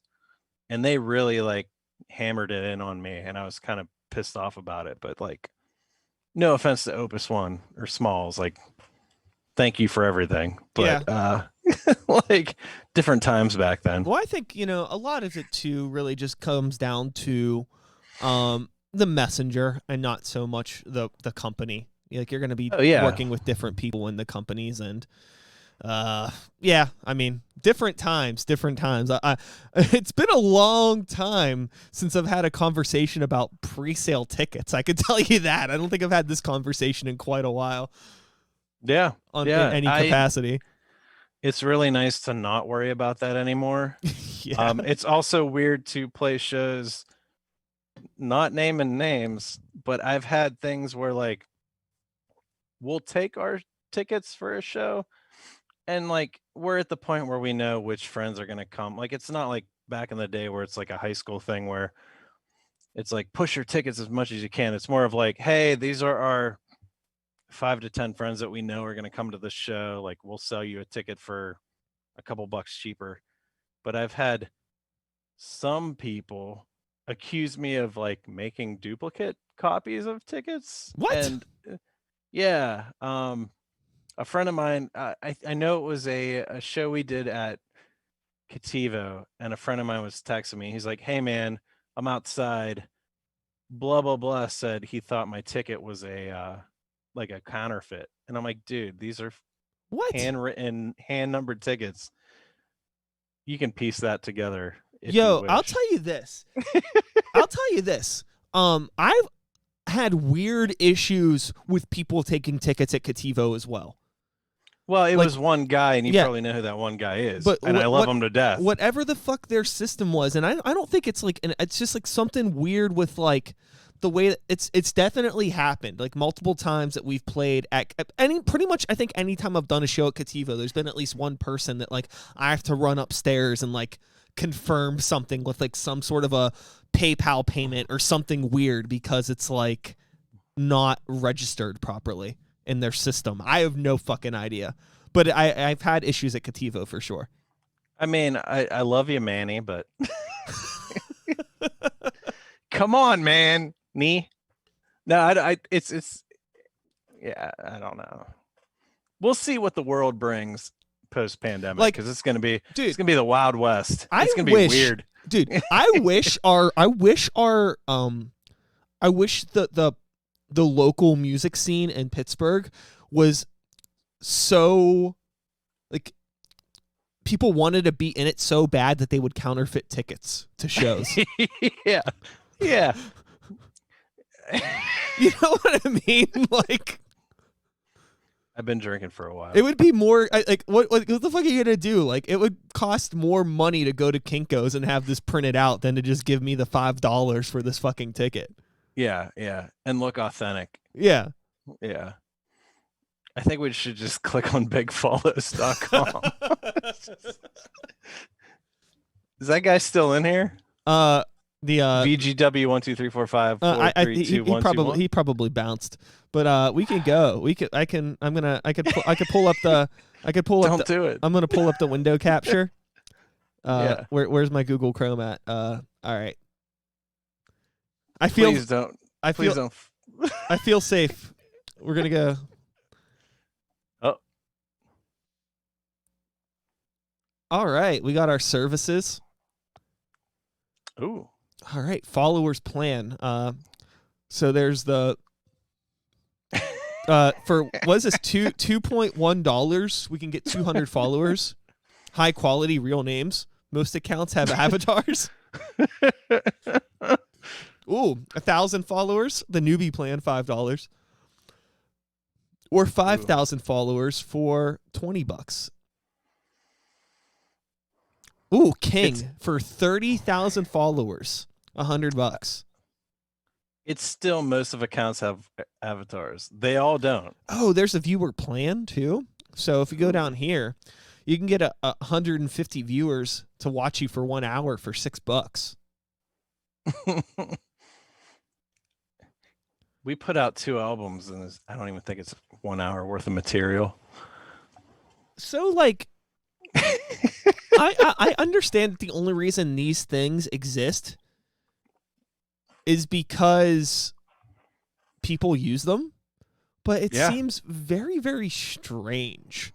Like, should I just throw $6 at them to have 150 extra fake people on our stream right now? I mean, most of them have avatars. Yeah, which is good. I wonder if they leave comments. Do you think all 150 people of those tell us to buy more stuff from bigfollows.com? Probably. Weird. I don't know. Are you looking at it as well? Yeah. Nice. This might be a good idea.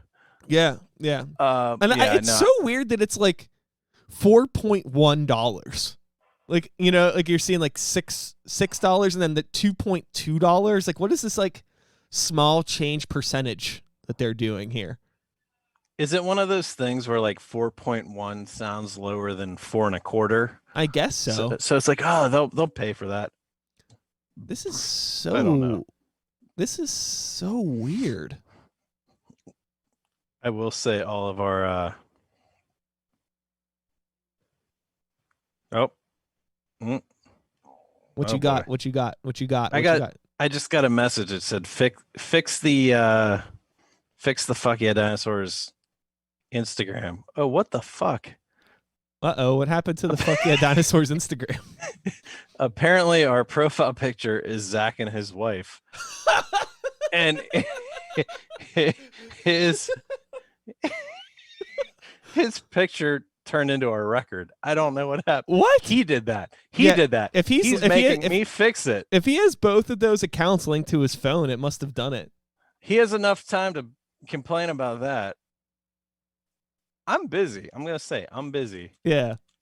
I'm busy twitching. You fix it. Son of a bitch. All right. Can we talk about the 1993 movie Super Mario Brothers? Oh, I would love to. All right, it's a great movie. Excellent. I would love to. I don't have anything to say about it other than me and Trip are really big fans of it, and we need to make a song about the Yoshi from that movie. So, I think that we've been talking about the legend, the fabled, one day it will happen, Fuck Yeah Dinosaurs Sykes sort of collab mashup. Yes. Right? Yes. And we had talked about, Ninja Turtles and things like that, and that's fine. But I would be way more on board with a Super Mario Brothers movie themed collaboration. If I'm being completely honest with you. I mean, there's a dinosaur in it. Yes. So I am a very, very big fan of the Super Mario Brothers movie. I feel like I love all of that like late 80s, early 90s, gross out, cyberpunk, weird, alt like action, comedy, just like, like all of the like gross stuff about the 90s. Cause like when you think like 90s nostalgia, like the first Ninja Turtles movie is like very much like the good side of 90s nostalgia. Like, the things that most people are like, all the fun stuff, the video games and the skateboarding and the cowabunga and shit. Super Mario Brothers is like all the ugly stuff. Yeah. And it's really rad. Actually, that was one of the things where Sam was like, because she's seen Hackers a million times. and I've never seen Hackers. She goes, it's basically like a kind of first Ninja Turtle movie type take on the 90s. I'm like, okay, I'll do that. She didn't mention Mario, the Mario movie, but she sold me on it. Like, you know that part in the Ninja Turtle movie where they're in that weird like underground skate park thing and they're all playing pinball, and I think actually it's what's his name? Sam Rockwell. Sam Rockwell. Yeah. And he holds up the cigarettes. Mm-hmm. Yeah. Like that to me is the 90s or the early 90s. Yeah. Is that. Yeah. And in Hackers, they go into that weird like arcade underground thing. And as a kid, I'm like, man, I want to go there. Like, I'm not going to smoke cigarettes, but I want to play video games and skate. Totally. And then you take the 1995 Power Ranger movie, and the first scene in that movie, they skydive to Red Hot Chili Peppers version of Higher Ground, and then they go fucking rollerblading, and they do all this weird shit on steps and shit. 90s. Yeah. Great. Sorry, I'll stop. No, great time. You're getting me worked up. No, there's a lot of really, really fun stuff. And like I was talking about this earlier actually. I recorded a episode of Start the Beat earlier with Chancellor Humphrey, who runs the Keep Pittsburgh Dope Instagram page. Oh yeah. And we were talking about like pop culture, and like I was talking about how like I think it's like everything doesn't have to be great, and it kind of annoys me how these days a lot of people are like, well, I saw this thing on Netflix. It wasn't the best thing I ever saw, but it was all right. It's like, why did that even have to come out of your mouth? Why can't entertainment just be entertainment? Like, if we're talking about the Sonic the Hedgehog movie, why do we have to be like, well, it's not the best thing ever? It's not supposed to be. Why does everything that you engage with have to be the best thing ever? That's a miserable way to live your life. Yeah. There's a level where it can be fun. Mm-hmm. Like, not everything has to be like a top 10, like, well, that maybe that coincides with the whole idea of like social media and like posting your stories and your highlights and your blah blah blah blah blah blah blah. Like, just fucking sit down and enjoy something. 100%. Period. Yeah. I don't know. My hot take. The Mortal Kombat movies. Oh yeah. There's Mortal Kombat, and then there was Annihilation. Yeah. If I have to pick between the two, I will watch Annihilation over the other one. They're both great, but I will watch Annihilation over the first Mortal Kombat movie. It's technically a worse movie, but I enjoy it. It's like more fun to watch. That's Sam's territory. I don't know if she's downstairs watching right now, but she had me watch the first one. Because I was more of a Nintendo than a Sega growing up. But we watched the first movie, and I loved it for that same, like, it's 90s, it's fun, it's not perfect, but it's good. Like, and I want to watch the second one, and they're supposed to do a reboot now, I guess. Yeah, I've seen that's happening. That's cool. Yeah. I'm excited for a new Mortal Kombat movie. It's not necessary, but I'll watch it, and if it's cool, great. I'm kind of hoping that it is bad, but nope, they don't make cheesy movies anymore, unfortunately. No. Yeah, everything's either just like very dramatic and just like way too like intense, or it's just like way too clean and fun and actiony, and everybody's too hot for me to enjoy it. And I don't have the time to watch 50 Marvel movies to understand what's going on. I don't have the time to watch a bunch of hot people. Yeah. Benedict Cumberbun. And, yeah. But no, it's funny because I guess they are making a new Mario movie, but it's like just like a CGI cartoon. You know what I mean? Like just the fun. I think, for lack of a better term, Pixar movie. It would be awesome. Don't get me wrong. If I could see like a CG Mario movie in like a Super Mario 64 type universe with like that style of animation and those, I would love to see that. Even if it's like super kid friendly and safe, I would just think it'd be cool to see those environments. That would be a lot of fun. So whatever. I mean, it doesn't have to happen, but if it happens, that's cool. Yeah, yeah. But I guess the I started reading into it because I was trying to find stuff to write a song about. Um, I I guess so. The production of the '93 Mario movie came before Jurassic Park, and something happened where like the puppeteers and like the animatronics dudes working on Jurassic Park looked into the guys that were working on the Mario movie, and they were so happy with it, they took that technology and worked it into Jurassic Park. So the Yoshi in the '93 Mario movie was like an inspiration for a lot of the animatronics for Jurassic Park, because the Mario movie came out a couple months before that. Yeah. That's my dinosaur expertise for 1993.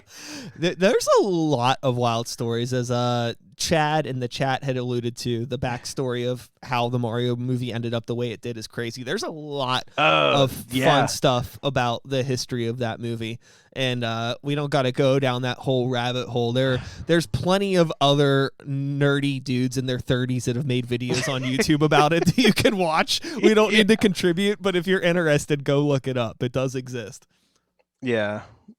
Poor Bob Hodgkins. Hodgkins? Is that it? Hodgkins, Bob Hoskins, Hodgkins, yeah. Hoskins, I think, right? Rest his soul. Whatever. And yeah, I liked it. Yeah, dude. All that I don't stuff know.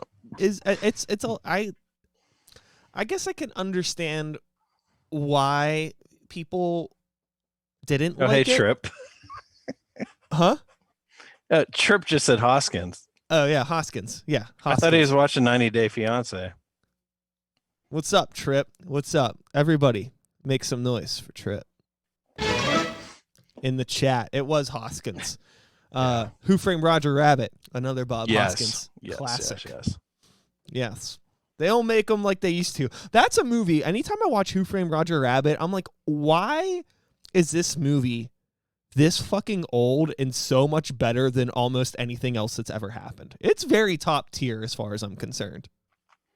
I mean, yeah, we're getting another Space Jam. So, hopefully they don't fuck that one up. Trip mentioned Hook. Hook? Yes. Oh, yeah, he was in Hook. If only he was in here via video. Today is the official start of the Bob Hoskins Fan Appreciation Podcast. If you would like to subscribe to our Patreon, all donations will go directly to Bob Hoskins. Is Bob Hoskins alive, or did he pass away? No, I think he's not with us anymore. Oh man, what a bummer. Let me do a quick tab. Yeah. Him and Dennis Hopper, right? Yeah. He died in 2014. Okay. And Dennis Hopper, he's been gone, right? I met 2010. Okay. If we're gonna talk about people in the movies, I just want to throw this out there real quick that I met John Leguizamo at the Barnes and Noble in the Waterfront. Sweet. This is a true story. I was so he was doing a book signing for a book that he had done, and he was there doing a book signing, and I went with my buddy that wanted to get his book signed. So yes. Oh man, that's awesome. Did he sign it Luigi Mario? No. Oh No. I would ask for that. Yeah. He might hit me with the book. The only time I've ever, it's funny to like ask people things out of context. And I remember I met Kevin Nash at a Comic-Con and asked him about Super Shredder. Yes. And it was like there was no reason. There was no 8x10 photos of him, or he was there because of like Diesel and all that shit, right? Yeah. But I was like the one weirdo that was curious about Ninja Turtles. And this was probably like 2008 or 9. It was quite a while. It was before like the Turtles were, back in vogue, pre-Nickelodeon Turtles, when they were just in limbo. We I forget what year it was, but Sam and I went to Steel City Con, and Judith Hogue was there. Yeah. And she had to talk me in. She was like, go talk to her. Go talk to her. You know you want to talk to her. Meanwhile, like when I was a kid, not even a kid, like a toddler, I'm like, she was my first girlfriend. My second girlfriend was Amy Jo Johnson, the Pink Ranger, Kimberly. Yeah. First one, Judith Hogue, April. So we went up and she was like, Sam was like, I'll pay like the $20. It was reasonable. It wasn't anything crazy. Totally. But she was like, I'll pay the $20, or it might have been 30 or 40, but she was like, I'll do it as like a gift. Like if you just want to say hey or whatever. I'm like, okay, I'll go up. And we went, and she ended up talking to Sam way more than me. And I was really jealous the whole time. I have my Judith Hogue autograph right here. Yeah, that was probably, if that was the same time. It was the same day. Yeah. But I do remember that I tweeted something like the night before where I said something like, man, I just want to go get a beer with Judith Hogue. And when we were talking, I mentioned it, and she looked it up and liked it. So that was cool. But she she did talk to Sam more than me, and I was really jealous. She was so cool. So down to earth, like taking the time to talk to every single person. And I didn't even I was just kind of like, I just wanted to talk, say hi and all this stuff. And she noticed, because I have all the Ninja Turtles tattooed on me. And she saw one of them. And after that, it was like game over. Like I couldn't get away from her. It was like, not that I wanted to, but it was like, Jesus Christ. So Judith Hogue has a YouTube channel, and she does like weekly little like positivity check-ins with everybody that follows her. And she talks about like life and all of this stuff and following your dreams and all of this like very positive shit. It's so wholesome. I recommend everybody subscribe to Judith Hogue's YouTube channel, because it's like one of the few things that like is like still beautiful about the world, in YouTube in particular, because YouTube is a hellhole. It's a hellhole, but people like Judith Hogue make it a nicer place to be if you're into that sort of thing. Or if you just want her to be April O'Neil forever, that's fine too. Yeah, I mean, I want her to give me some positive. Yeah. No, that's great. I know she's been like pretty supportive or like vocal about all the anniversary stuff of that movie. Like she's been hosting a lot of like Zoom calls with all the cast, or I don't know. I've missed a lot of it, but yeah, I think that, I watched the one that they did. It was like the reunion pizza party thing that she did on her YouTube, which is how I ended up subscribing to her YouTube, because I just subscribed from that, and then now once a week I see her videos coming through.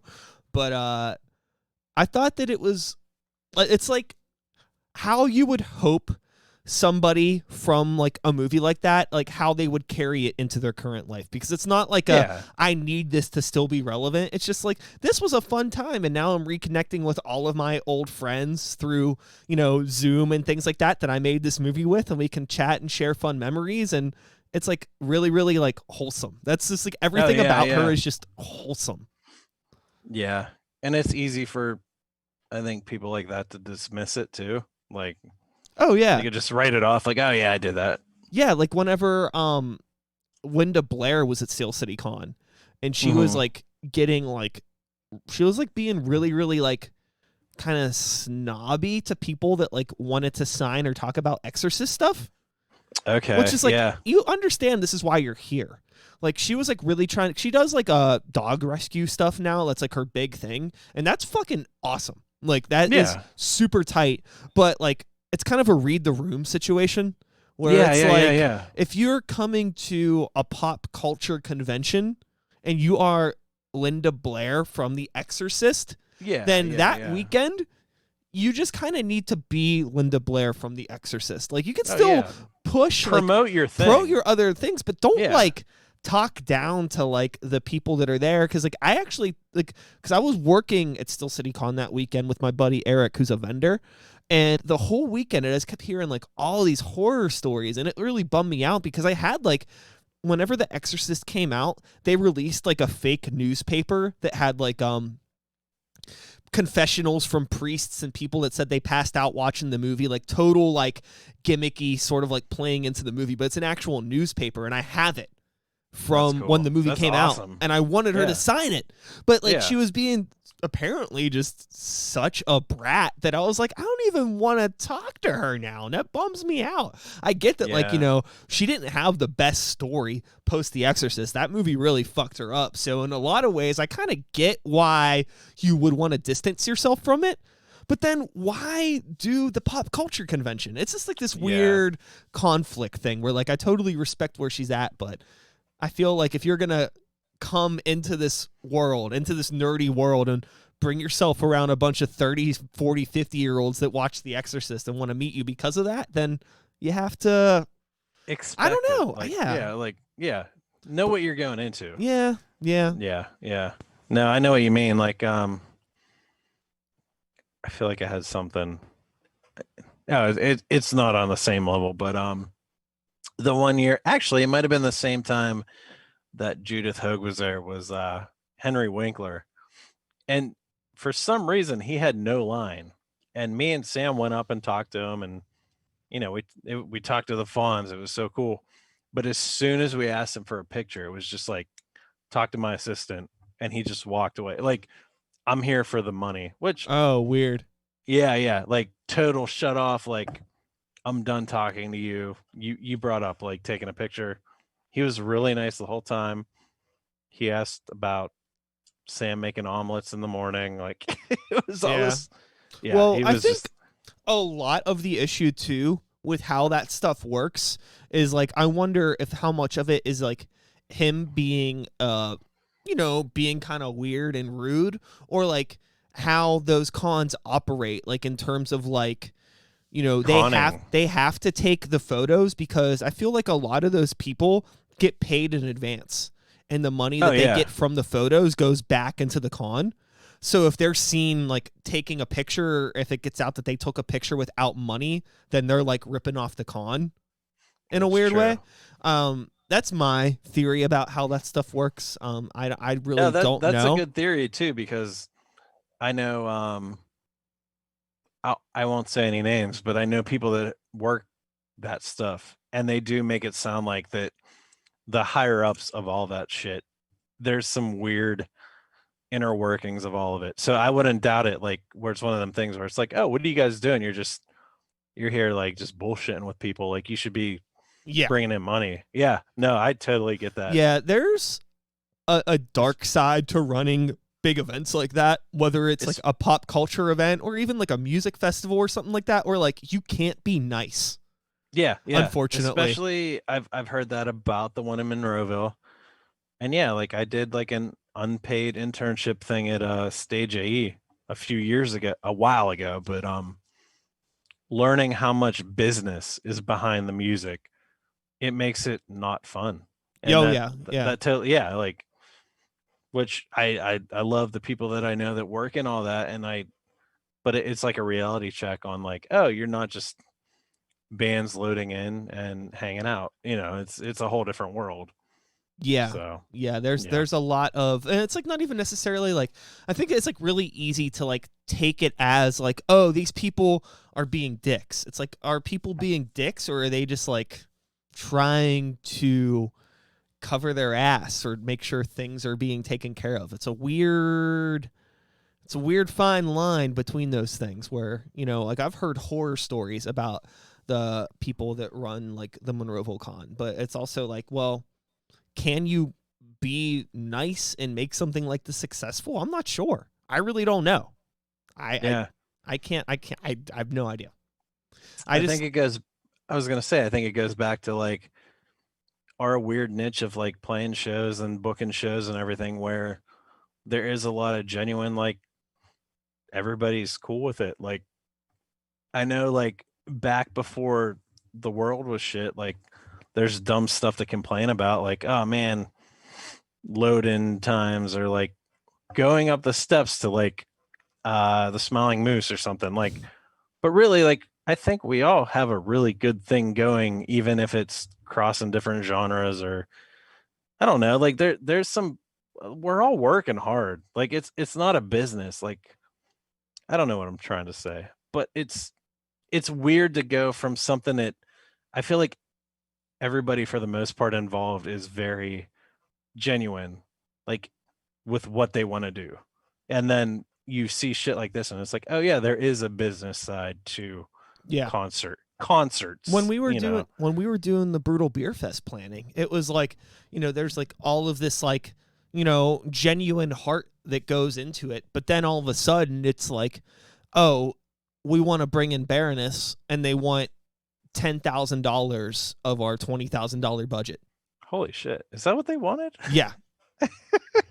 I love that band, but yeah, and that's crazy. But I mean, it's like, okay, well, I get it. It's like this is a one-off gig, and it's not just the band. You have a crew, like probably 8-9 people, and if each person is getting paid like $1,200, that's $10,000. That's it. Yeah. For them to drive across the fucking state and come in to play this one gig, it's like, okay, you feel like each person should get paid that. That seems fair. But then you times it up. It's okay, well, that's math. That's how it works.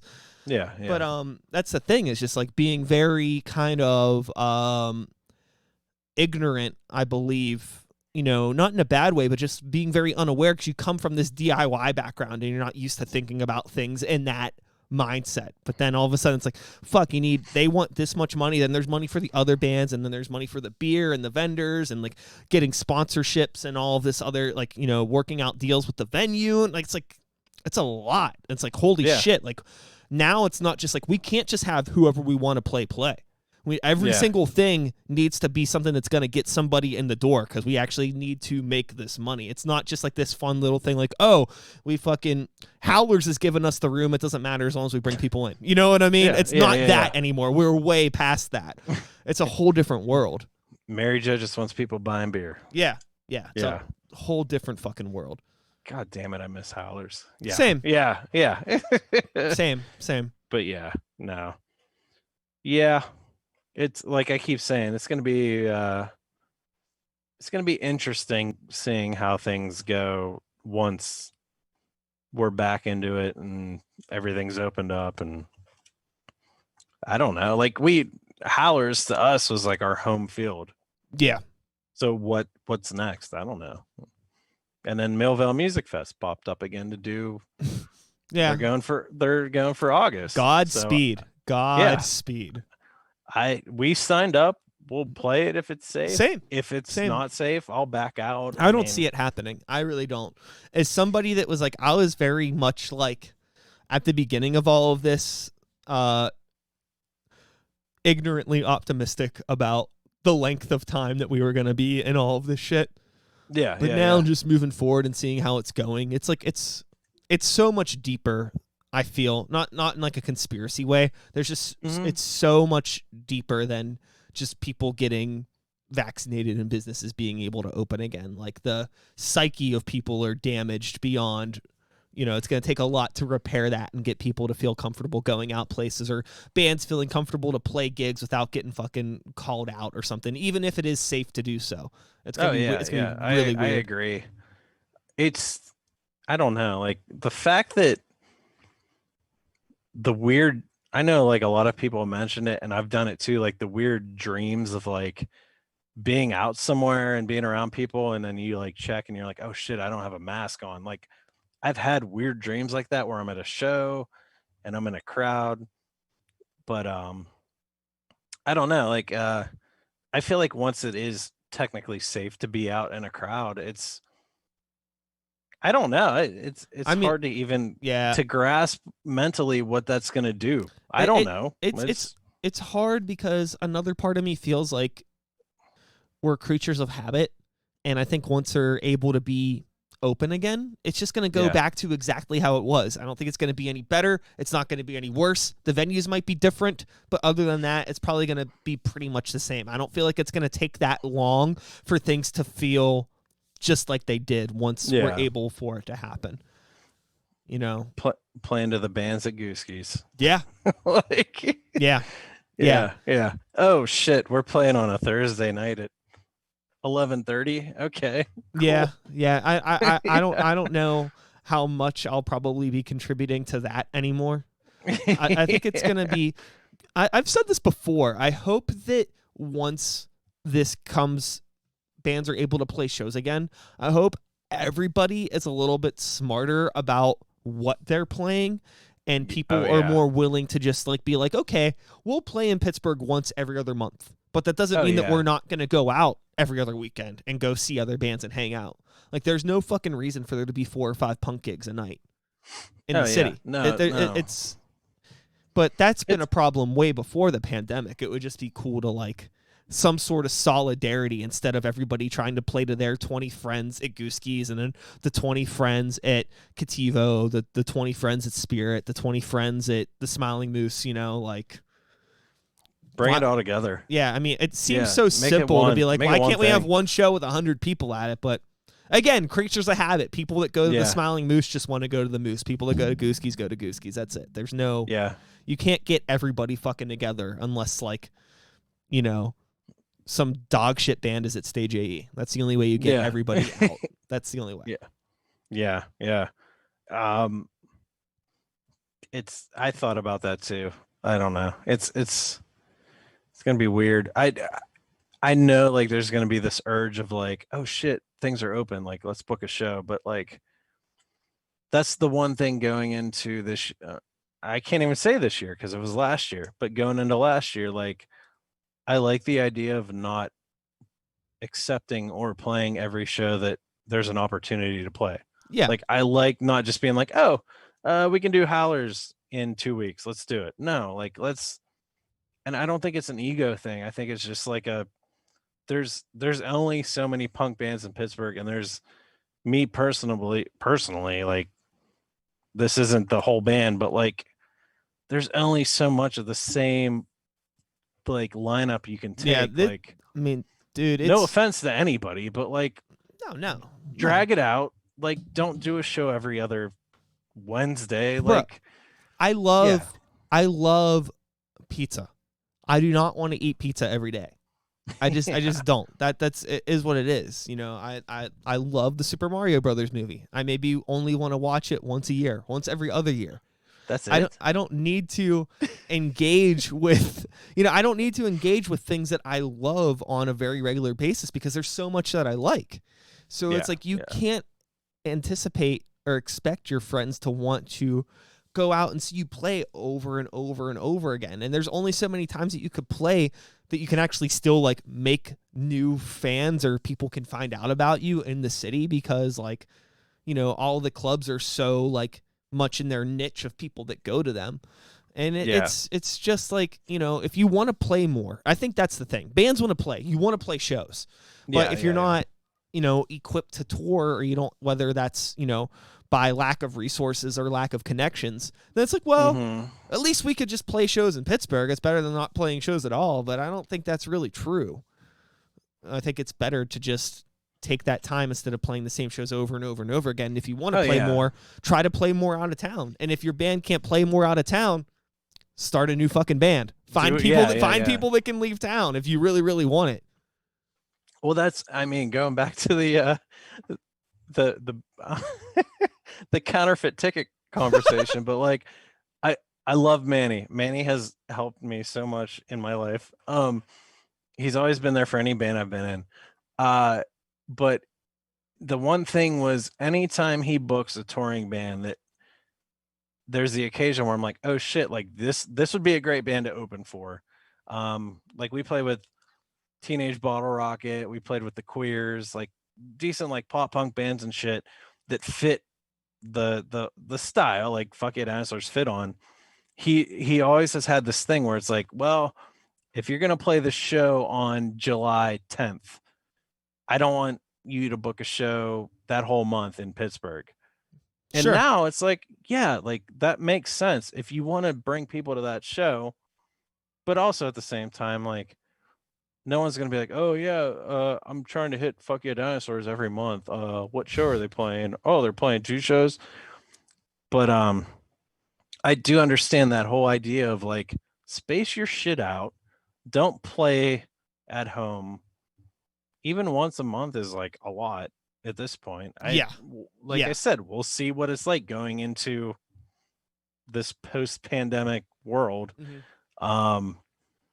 But yeah, it's nice to spread stuff out and just not I don't know. It's gonna be weird. It's gonna be different.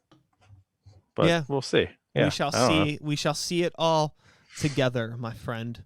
Yeah, We'll see what yeah. happens when it happens. I do not know.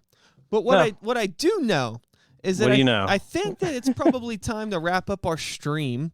I've been streaming now for 2 hours. a little over 2 hours, and that's pretty much all I feel like doing. So I already recorded 2 other podcasts today. So I have been literally talking into my computer all day. That's really Very all I've been good.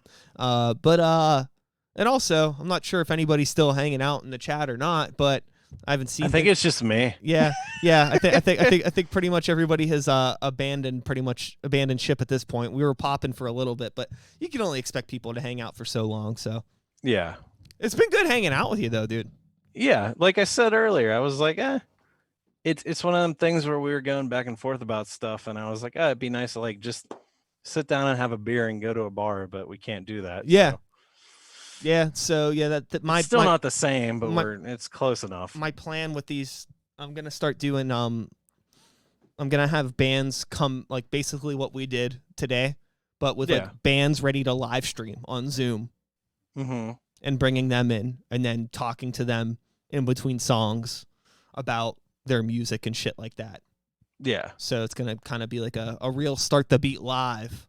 And then Oh, eventually, when the real world comes back, I'm going to get a studio space where bands can come in and play in the studio space. But for now, we're going to do it all via live stream. So now, I'm just trying to get used to streaming on Sundays and figuring out how all the little doodads and gadgets work on Twitch before I start trying to bring in a more complicated element. So I appreciate you for being a bit of a guinea pig here. Yeah, I was just sitting on the couch. I was like, I'll jump on that. Word. Why not? Yeah. Word. I appreciate it. Well, yeah. There's no outro. There's no special music or anything like that I'm going to be playing. I'm just going to end this. So be sure to check out Fuck Yeah Dinosaurs, even though I'm sure anybody who happens to be in here is probably in here because they already know you at the moment. So keep on supporting Fuck Yeah Dinosaurs. If you're new to me, you can follow me on Twitch or wherever you want at Brian Sykes Howe. If you like podcasts, I have a podcast called Start the Beat. It's not hard to find. Check it out. And or you could just watch the Super Mario Brothers movie and forget that either of us exist, and that would be totally fine too. Cool. Well, I thought that was the cutoff. No, that's not the cutoff, but I'm going to cut it off now. I'm going to hit stop streaming in 3, 2, 1. Peace out.